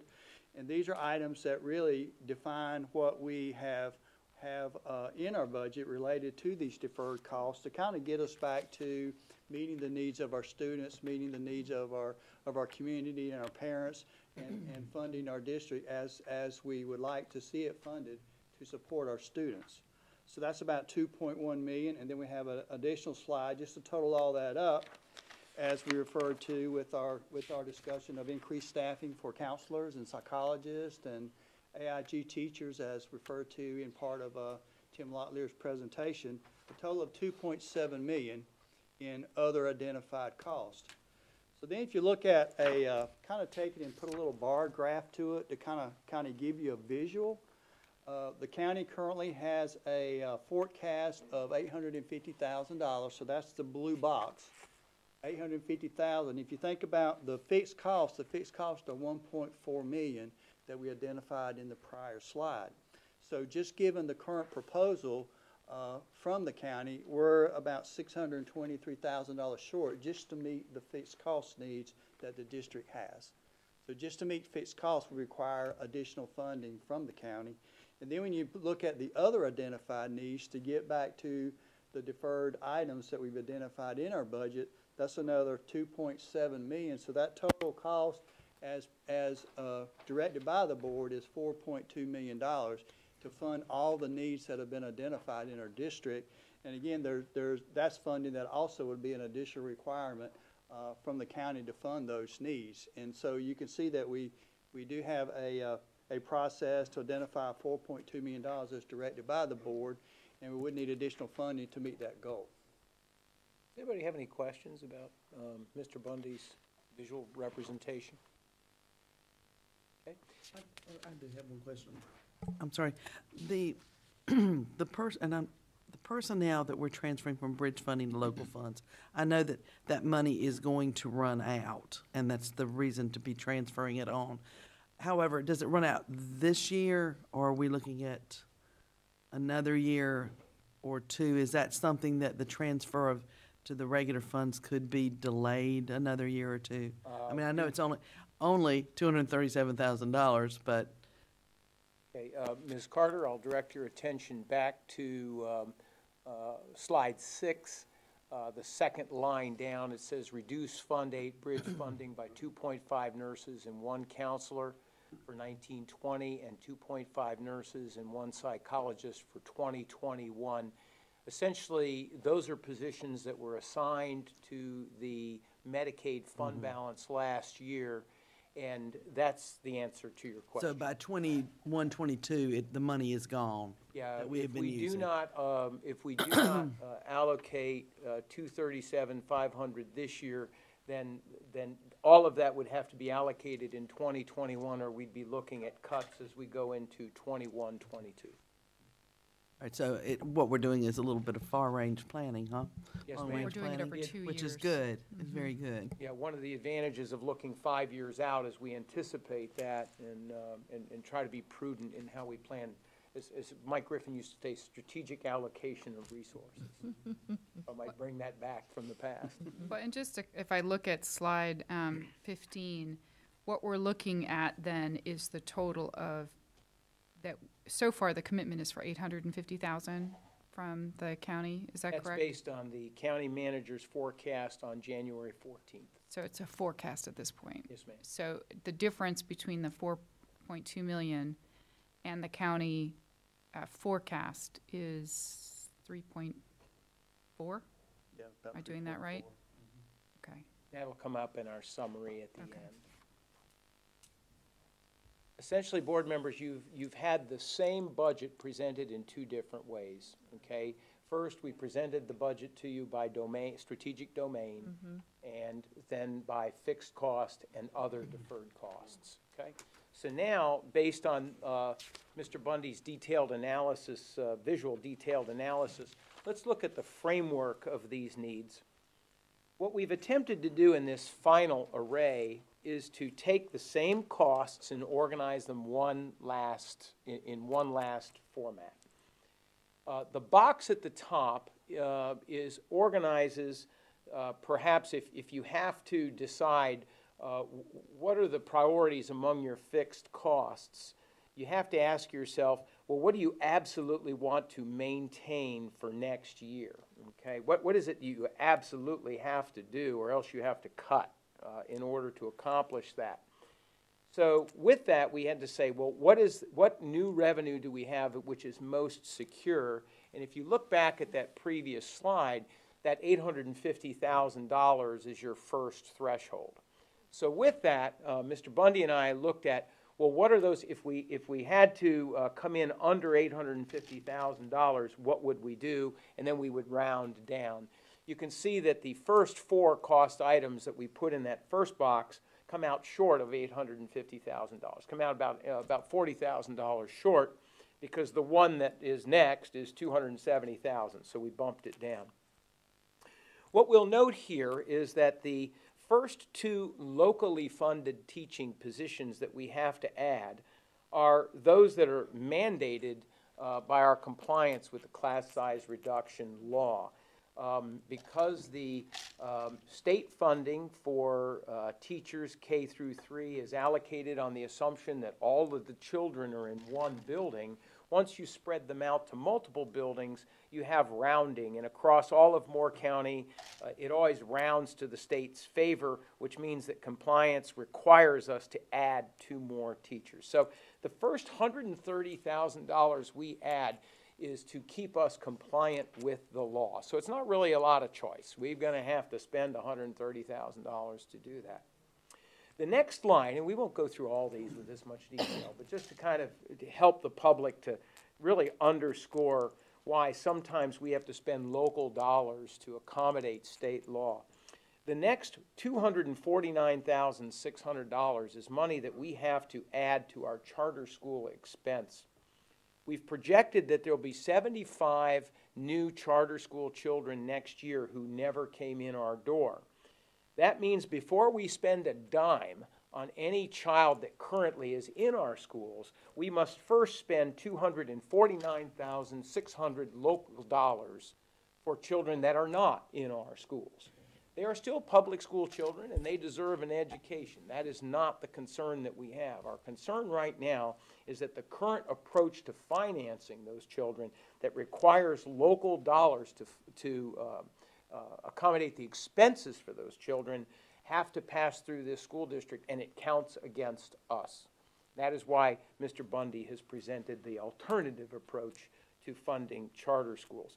So I want to emphasize that the first $379,600 of the $850,000 projected by the county manager are dollars that are mandated by virtue of some form of state mandate. Is there any question about that? Because I want to make sure everybody is absolutely clear about that. All right, so we can't, we've almost spent 40% of the forecasted money that the county manager has on our fulfillment of state mandates. All right, now you can become familiar. You're familiar with these other items. $809,000 then to maintain current operations for next year. The next cluster is maintain current operations beyond next year. Now, this first item, salary step increases for certified staff, Well, frankly, that probably should be in that next category up, but there's $270,000 there, so it didn't fit. So it got bumped down here.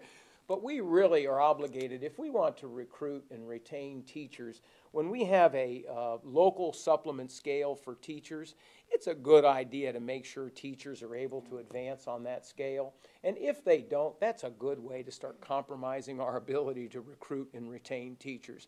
So we had to make a choice of which box to put it in, but I think most reasonable people, when they look at this, know that this is a fixed cost. They know a fixed cost when they see it. So pardon our method of organization, but it's just a way to kind of break this down a little bit. Next is the $850,000 that's tied to the classified salary proposal that we presented to you last month and which is included in toto in this budget. Anita Alpenfels can only think back as far as about 17 years on this, and at no time has there ever been a structured approach to putting classified support staff personnel on a salary scale that enables them to advance a step per year.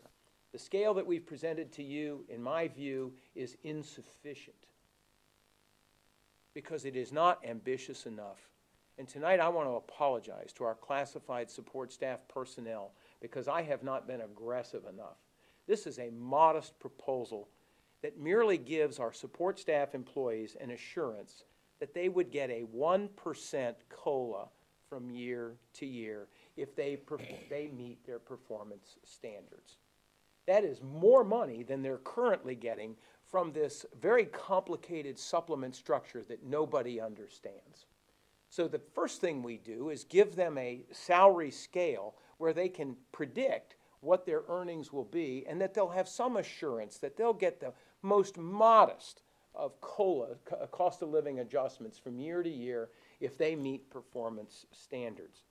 I also will note later on in our budget context that while in last year's budget, this board did an outstanding job of addressing the county manager's suggestion that certified employees, local supplements, be organized on a scale so that we can have a predictable way of projecting cost for the coming year.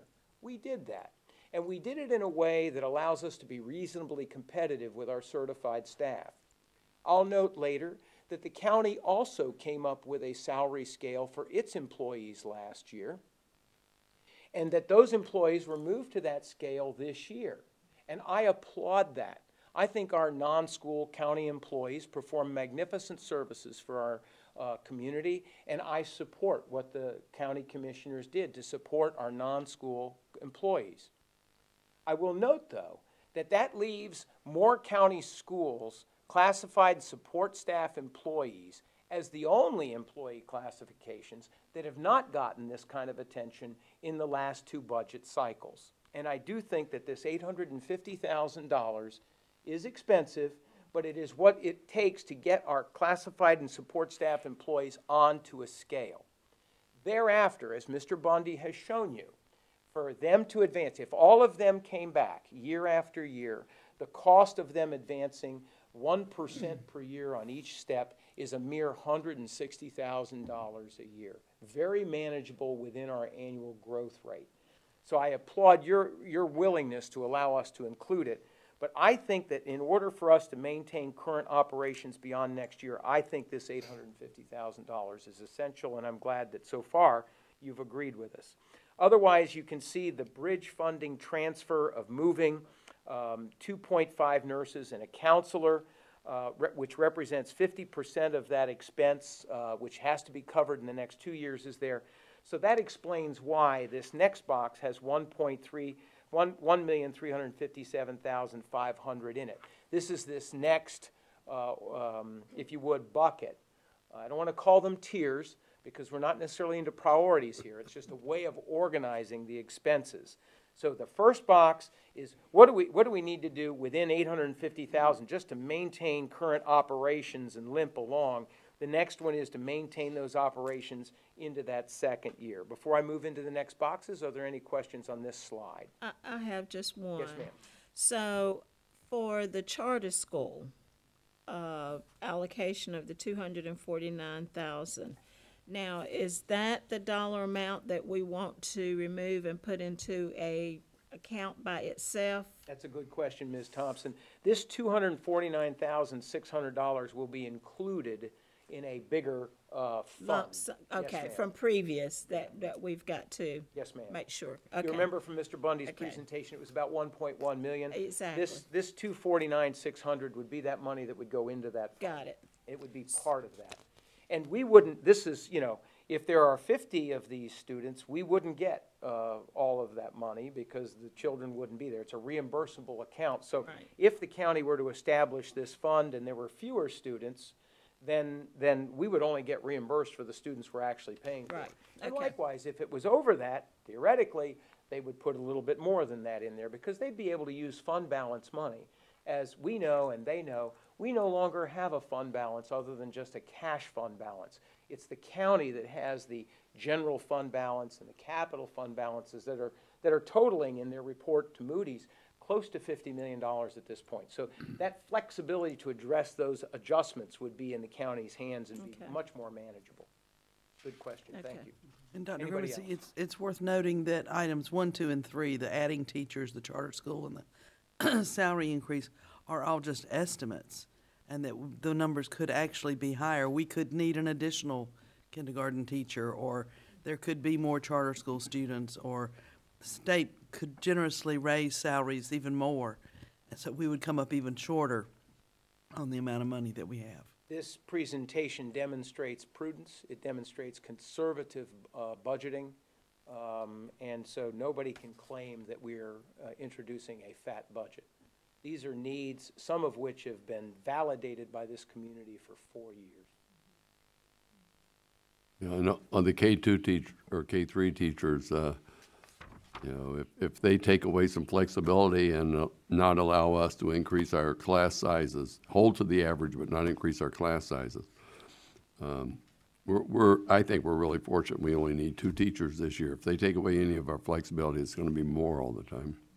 I want to applaud Tim Locklear, Kate Faw, Mike Bundy, and everyone else who's been associated with the internal tracking mechanisms that we have. Our projection capability is good. It's not flawless, but I have great confidence in our projection capability, and we wouldn't be resting on 2, Mrs. Carter, unless we had reasonable belief that this were the case. Well, and they've projected all the way down to the school level Yes, at they this did. point, which is really important because Yeah. the state will fund some of these Yeah. because they are giving us extra funding. But because of how Moore County's is organized, we've talked about this before, we're not all warehoused in one building. Right. That the extra 2 is what is going to be our responsibility versus what the state will provide. Yes, ma'am. With your permission, we'll continue. The board, in advising the staff last month to be honest and to come forward with all of our needs and advising the staff not to engage in preliminary cuts, to bring before you all of these deferred needs, that includes the restoration of past cuts, and this board has been very clear. I'll remind you that the staff did not recommend that we restore the positions that we cut last year. Why? Because we were being prudent. And you directed us not to be that prudent. You directed us to be more aggressive. And so we applaud you for that. We thank you because our middle school, our teachers in grades 4 through 12 have felt the burden, particularly in grades 4 through 8, have felt the burden. That was not a painless cut. Okay, that didn't just happen on paper. It happened in reality. And so, so restoring 13 teachers beyond the 2 that we have to do to comply with the state mandate actually is less than what Ms. Carter would have preferred. She would have preferred the 2 plus the 15. So again, prudence is here. We're not asking for pie in the sky. We are trying to be cautious in the way we go. But the only reason why I recommended the reduction of those 15 positions last year was because we were responsible to divorce ourselves from dependence on our fund balance. That was not because it was good for children.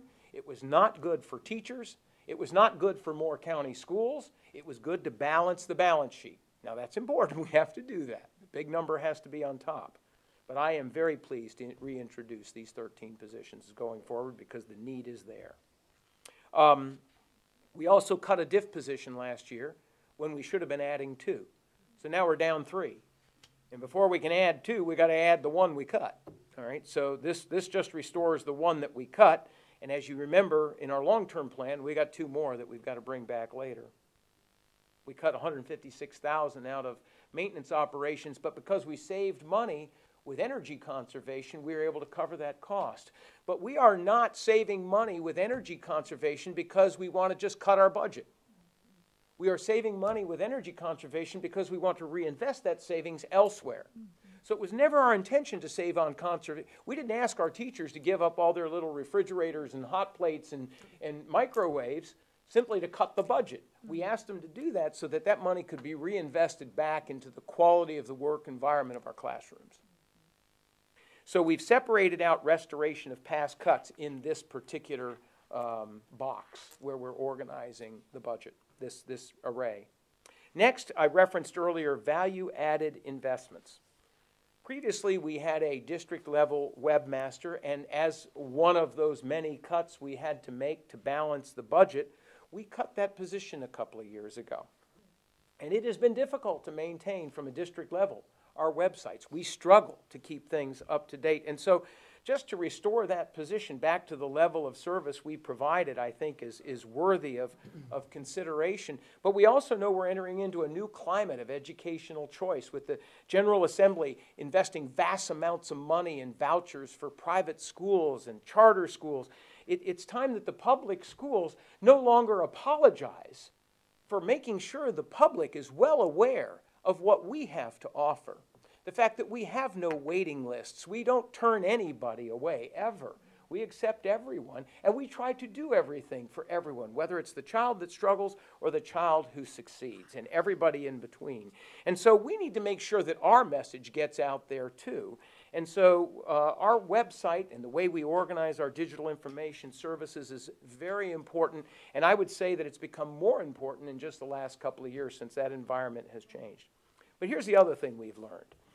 We've learned that by these positions, the digital information specialist plus the stipends for individuals at each school to work with this person to make sure every individual's, see, we've got the district website, and then every school has its own website. We're not asking for a lot of money. We're just asking for the equivalent of a coaching stipend for someone who goes through just a reasonable amount of training to make sure that each school's website is up to date. We have reason to believe that as we observe what's happening in this educational choice competitive environment, that investments in this area actually yield a return on investment. By slowing down the number of our children or families that choose to put their children in the other choices, we increase the amount of revenue that we get from both the state and the local levels. And so we keep those dollars in our district, meaning that these positions are positions that are value added. These are positions that bring revenue back to the district. And in the end, I believe we can cover that $110,000. And Mr. Bundy and I have agreed. We've started looking at our federal impact money, for example. Our military families depend very heavily on our digital information services. This would be a reasonable area for us to invest at least some of our federal impact aid dollars. This might be an area where I might actually take a little risk with some surplus fund balance. I might put that money out there for a year or two and see if we do get that return on our investment. So, board members, I may wax a little entrepreneurial with these positions and just proceed to, with your authorization, I might just go ahead and just find money that we can put out there at a reasonable risk and see what kind of return that we get over the next couple of years. And I bet these positions end up paying for themselves the same way that the energy manager has paid for himself and the same way that our military liaison has paid for herself. Any questions or comments on these two boxes? Okay. Well, and as we talked about earlier during Ms. Murphy's presentation, having that information updated for parents is critical and for the community. It's something that we have heard a lot of complaints about as well. So, and as I have. Yeah. Well, finally, in our framework of needs, this third of these 4 pages on this framework of needs, we end up with this final package of $865,000. And Madam Chairman and board members, I regret to say that we need to get to this box before we actually start adding anything. Everything else is about requirements for next year and beyond, or cuts that we've made in the past. We don't start adding anything until any actually additional staff that we haven't cut before. There's nothing new in this budget until we get to this last page. And all of these have been reviewed with you previously, particularly at the January 22nd meeting. The rationale for all these positions and these services have been laid out previously. In the middle, again, you'll see those lines that sort of tie in your digital plan, at least year one of your digital plan. All those expenses are here. Board members, do you have any questions or comments on this final list of items that represent the only expansion costs that we have in this presentation? Okay, then we'll summarize. So if we go back through each of these, if you would, boxes, for lack of a better word, you can see that to maintain current operations into next year, we've got $809,600. To maintain current operations beyond next year, $1,357,500. To restore priority past cuts, there are other cuts we made that we're not restoring. This is just restore some. Maybe we ought to change the wording here. To restore some of our past cuts, we're looking at $1,066,000. And keep in mind that I moved the digital information specialist out of restoration of past cuts into value added. So that could go on either one of these lines, but I'm trying to hopefully we can find some alternative funding for the value added investments. Speaking of them, it's $110,000. Finally, the only, if we look at what the county manager has projected next year for increased revenue based on just current conservative estimates, $865,000, we could meet all of our expansion needs with that if we could just account for all of the deferred needs that we have, all the cuts we've made in the past, and the various state mandates that confront us. Total, $4,208,100. That summarizes this set of boxes. Does anybody have any questions on that array of priorities? So now to summarize reoccurring costs for 2019-20. As you remember from the array that Mr. Bundy provided, $1,473,100 are fixed cost items. Other identified needs were $2,735,000, and all this is doing is reconciling. You can see it reconciles to $4,208,100. As presented visually by Mr. Bundy previously, if you account for the county manager's forecast of $850,000, that means we are $623,100 short against our fixed cost needs. We need that much money just to balance our fixed costs. Additional funding, again, of $2,735,000, again reconciles us to $4,208,100. If you're getting bored with that, that means that we're accomplishing what we desire. That means you're getting it, you're knowing it, you know what's going on. And so with this, then I'll summarize, I'll add some new information. We've now gone through the reoccurring needs, and now I'll summarize this additional package of one-time costs. These are costs that have been discussed along the way that are one-time costs only. First, we need $234,100 for the startup associated with staffing at the Aberdeen and Southern Pines elementary schools. Like we have done this year with McDeeds Creek, we will need to free up our principals to begin hiring, identifying who their bookkeepers and data managers will be early before the end of next year to begin organizing for the transition to opening those new schools. And for a period of time, we may need a temporary bookkeeper or a temporary data manager at Aberdeen or Southern Pines to finish out the year as we begin the consolidation process. Technology lifecycle infrastructure is that once every 4 years investment in the infrastructure that runs our digital framework, as has been outlined by Mr. Eklund in the past, $750,000. The projected operational cost of the McDeeds Creek Elementary School, this would be the additional staffing, the utility costs, $740,000, one time only. And of course, we get all that back. All that gets cut the next year when we consolidate Aberdeen Primary and Aberdeen Elementary, and we consolidate Southern Pines Primary and Southern Pines Elementary. So we only need that for next year only. And then finally, as presented to the county commissioners with the technology lifecycle infrastructure, as presented by Mr. Barath back in January, $1.9 million as the first investment in the 20-year, $72 million long-term plan for investment in our facilities. So in addition to the $4,208,100 for reoccurring expenses, there is a request for $3,624,100 in one-time expenses for this significant year of transition in 2019-20. You've seen all this before. This is a summary for our budget presentation tonight. Madam Chair, members of the board, any questions or comments? Okay, hearing none, I'll turn it back over to Mr. Bundy. Time for comment? We have a few more slides. We can wait till the very end. Mr. Bundy's closing argument.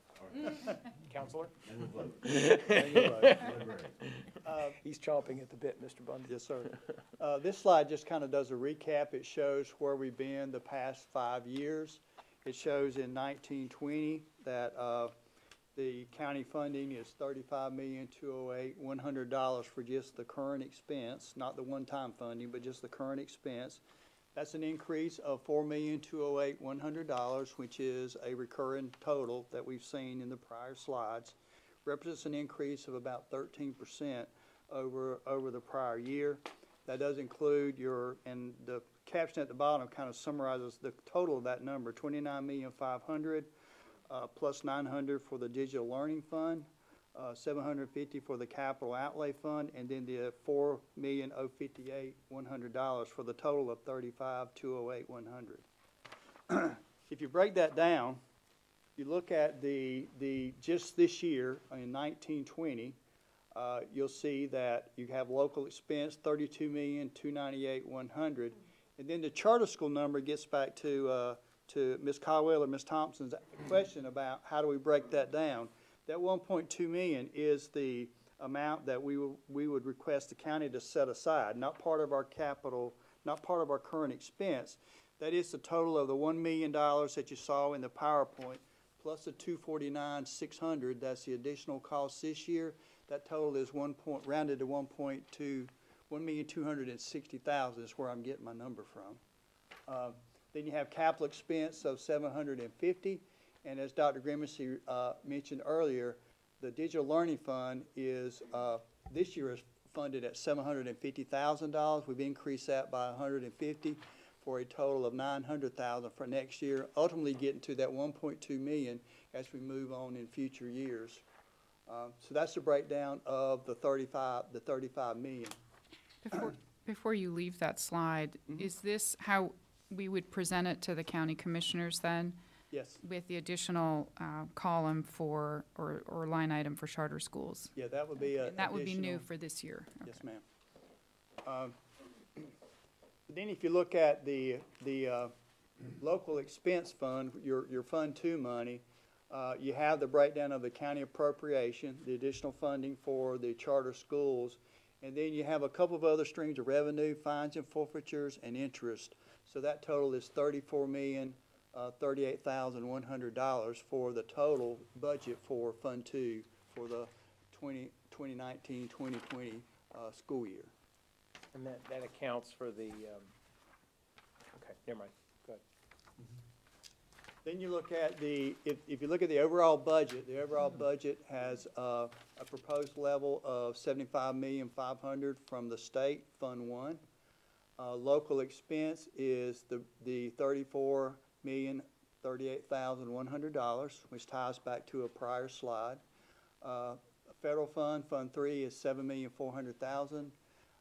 Capital expense is $750,000, and then your school nutrition $5,485,000, and then your local grants fund, Fund 8, is $2,115,000. So the total budget for next year, $125,288,100 in the overall budget for next year for all the funds. This slide just summarizes kind of a visual that kind of pulls all the slides kind of together. You see the original request of the $35,208,100, which includes the overall $4.2 million. Your one-time funding is the $740,000 for McDee's Creek, the operating cost for McDee's Creek, which was the one-time funding. $984,100 is a total of two items. The cost of Aberdeen and Southern Pines of $234,100, and then your technology infrastructure refresh of $750,000. That's a 1.7. And then, as Dr. Grimmett referred to, the request for the additional capital funding to meet the overall needs of the district, 1.9. Total those off to the right, and the overall total is a grand total of $38,832,200. And Madam Chairman, this would be our formal ask. And we have asked, though, for the one-time funding and the supplemental request. We asked for that in January at their county. That's correct. At their work session, correct? So it wasn't necessarily it didn't need to be part of the budget request.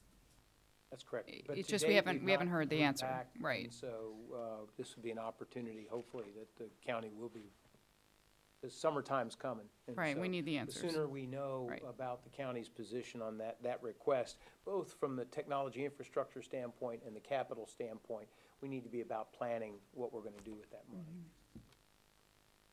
So they could technically tell us the answer earlier. That's correct.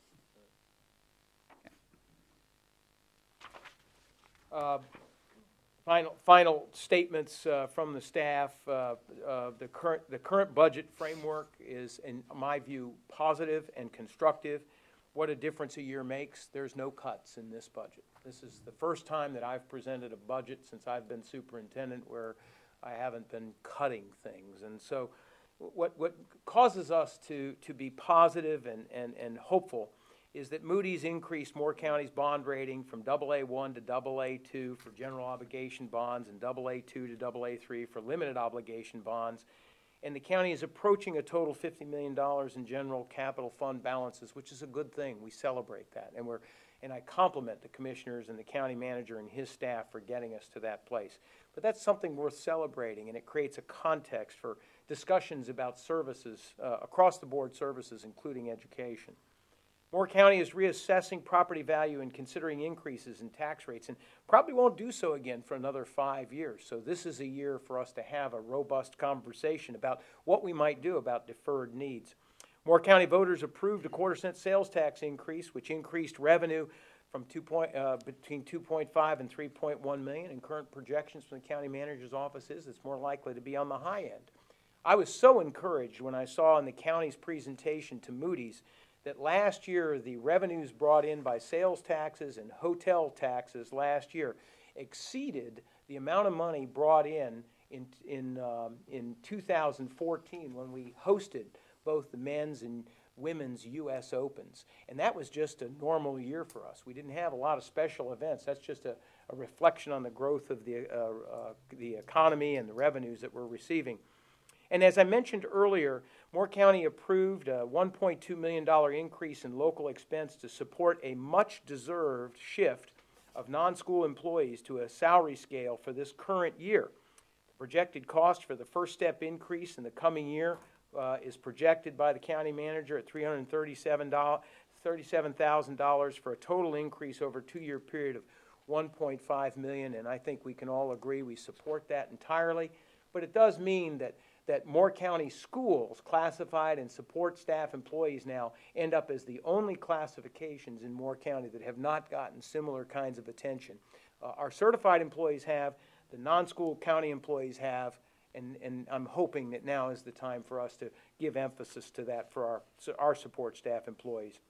And finally, Moore County budget policy caps the annual local revenue increase to schools at 40% of total county revenue increase. To his credit, the county manager and the commissioners are looking carefully at that, seeing what they can do to maybe look at a new level there. But based on that cap, the county manager's forecasted increase will be $850,000. It may not be enough to cover everything we want, but it's not a bad start. And so I'm very complimentary of the county manager for what he's done so far.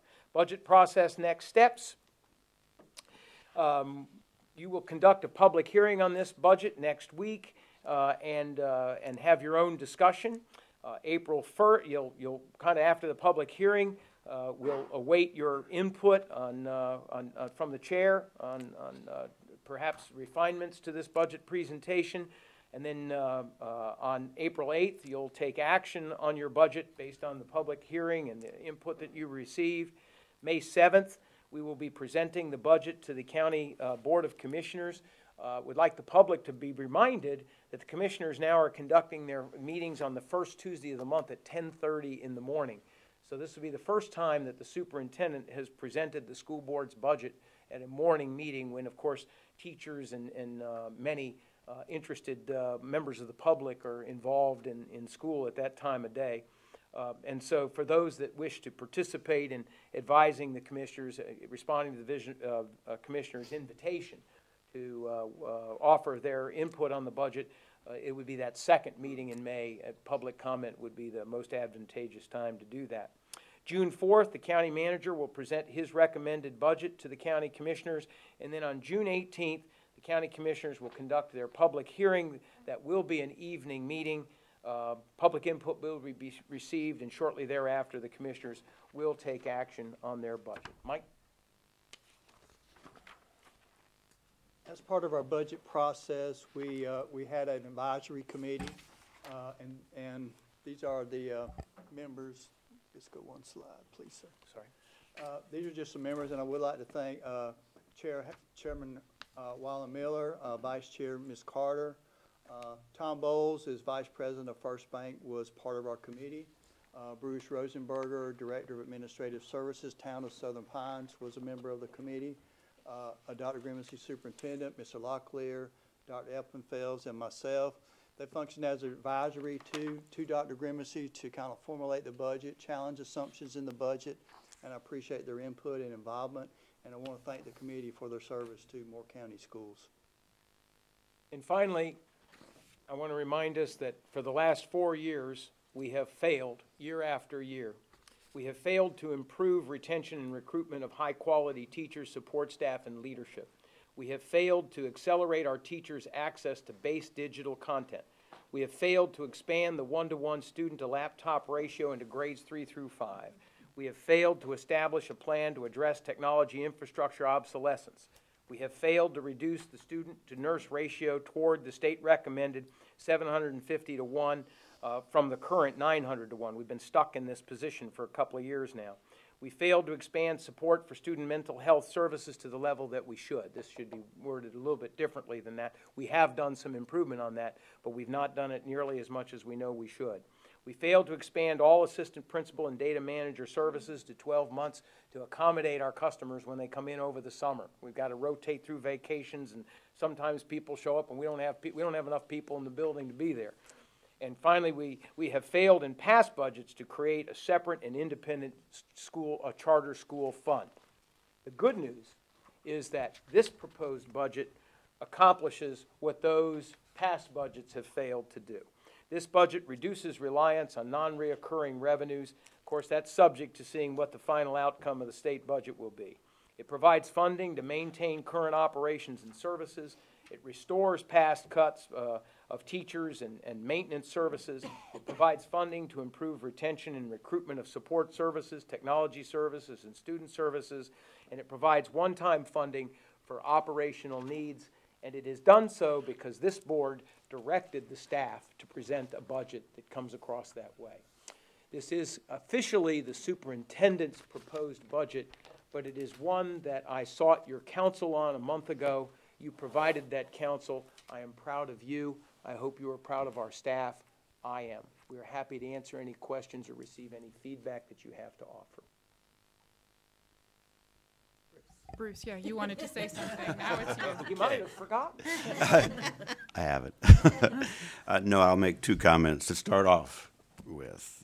Maybe more, maybe less. First, the phrase, a backlog of deferred needs, is a wonderful example of the essence of good writing, which is omit needless words. It illustrates that this budget does not contain pie-in-the-sky innovation, pilot programs, terms that are sort of out there. It shows that we're talking about what we need, what has been delayed, and what we can do as a county if we put our mind to it. Second, I share your recognition of the need for a digital information specialist. I believe that Moore County schools can offer for students a complete educational experience at a higher level than any other choice option in Moore County. And we need to make sure that that word gets out. And to do that, we need professional, experienced individuals who know how to get that word out. And I think that this is going to be one of the most important things we do over the next several years, is to toot our own horn. That's 2 comments. Other comments? I have a couple. First of all, I want to commend you and your staff, Dr. Grimacy, on this information. As Bruce indicated, this is not a want. This is a need.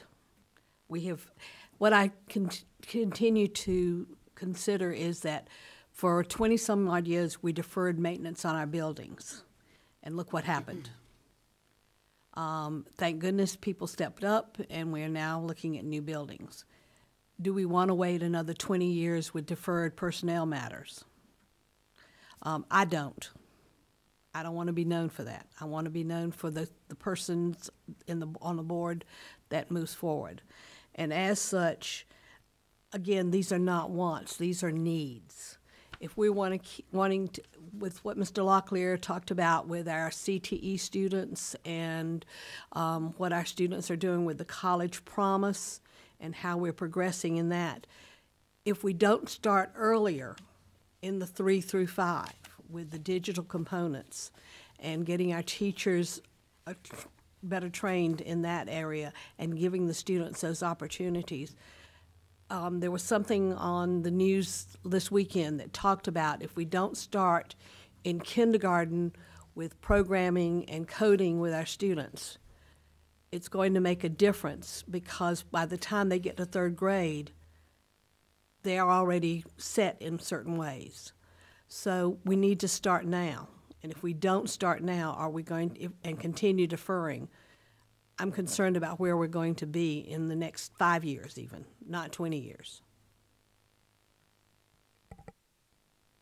Chair Wallen Miller and I were gloating one day over the new construction in Moore County, and she said, you know, it's wonderful. We're not playing catch up anymore. We're keeping up. Mm-hmm. The buildings are coming along. The new construction's moving.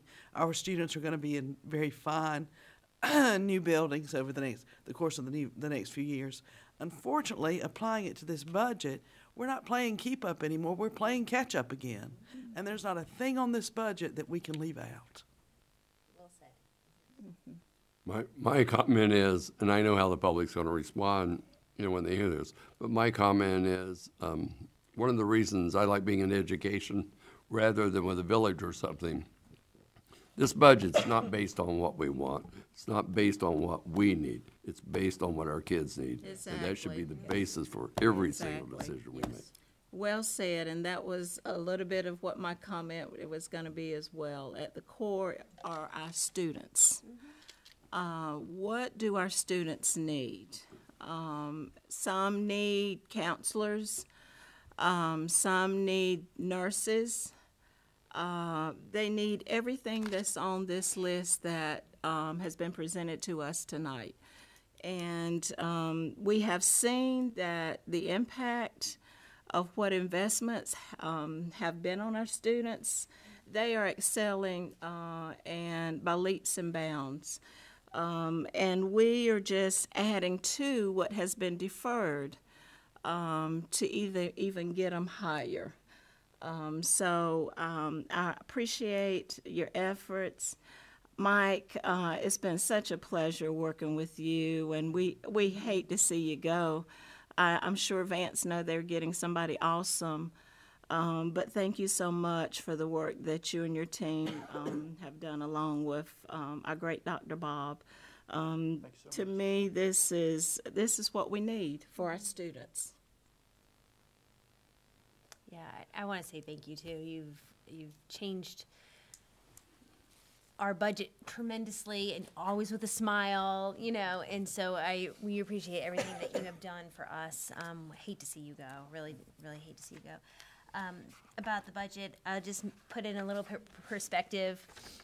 We can, at this point right now, it's even hard to fix a computer at schools. They just don't have the money for it, or there's another need another need for that money to be put somewhere else. The reason why I say that is my daughter came home the other day saying, my computer broke, so now I'm sharing with somebody that's always absent. So, it's just like those kind of things that we don't think about in a school setting that will affect them, because now it's someone else that's having to get delayed reading a passage out of a story that's on the computer because someone else is borrowing the computer. So, it's little things like that the kids shouldn't have to worry about, or my daughter shouldn't have to come home and tell me about those little things. So this is well needed. I don't have much to add, except I want to also give my appreciation to you, Mr. Bundy, for your service to Moore County Schools, and to you too, Dr. Grimacy, for the work that went into the budget. It is clear that you heard us when we had this discussion a while ago, and we also appreciate the information you've given us so that we understand what the pressures are. I know I can speak for all of us that this is the first time we have not seen cuts, which I'm grateful for, but there's still so much more that we can do. And I think back to all the past decisions we've had to make, and this is really the time to ask. It's an unprecedented time, actually, in Moore County, given that the quarter-cent sales tax has passed, given the property revaluation and the look at property taxes. We need to say what it is that we need for our students, and thank you for focusing it in our students. But it's not just up for us to say. I have to ask that the community and our teachers and our parents and the community members come and tell us what they think about this budget. And they'll have an opportunity to do that next Monday at our public hearing. And it's important that we hear from you, that we know what your thoughts are, if we should be advocating as much as we're advocating, more, less. Tell us. Tell us what you expect from your school system, because we are a very important part of the overall county health, both economically and how we live our everyday life. So hearing from the community is important. Helene, if I can add, I think we encourage too, if they can't make it, I wouldn't mind an email, just so I can know their views as well. That's a good point. So thank you. No, it is important to know that. And I know that it's difficult to come out, like you said, and make those comments, but we are here to serve you, to serve the whole public.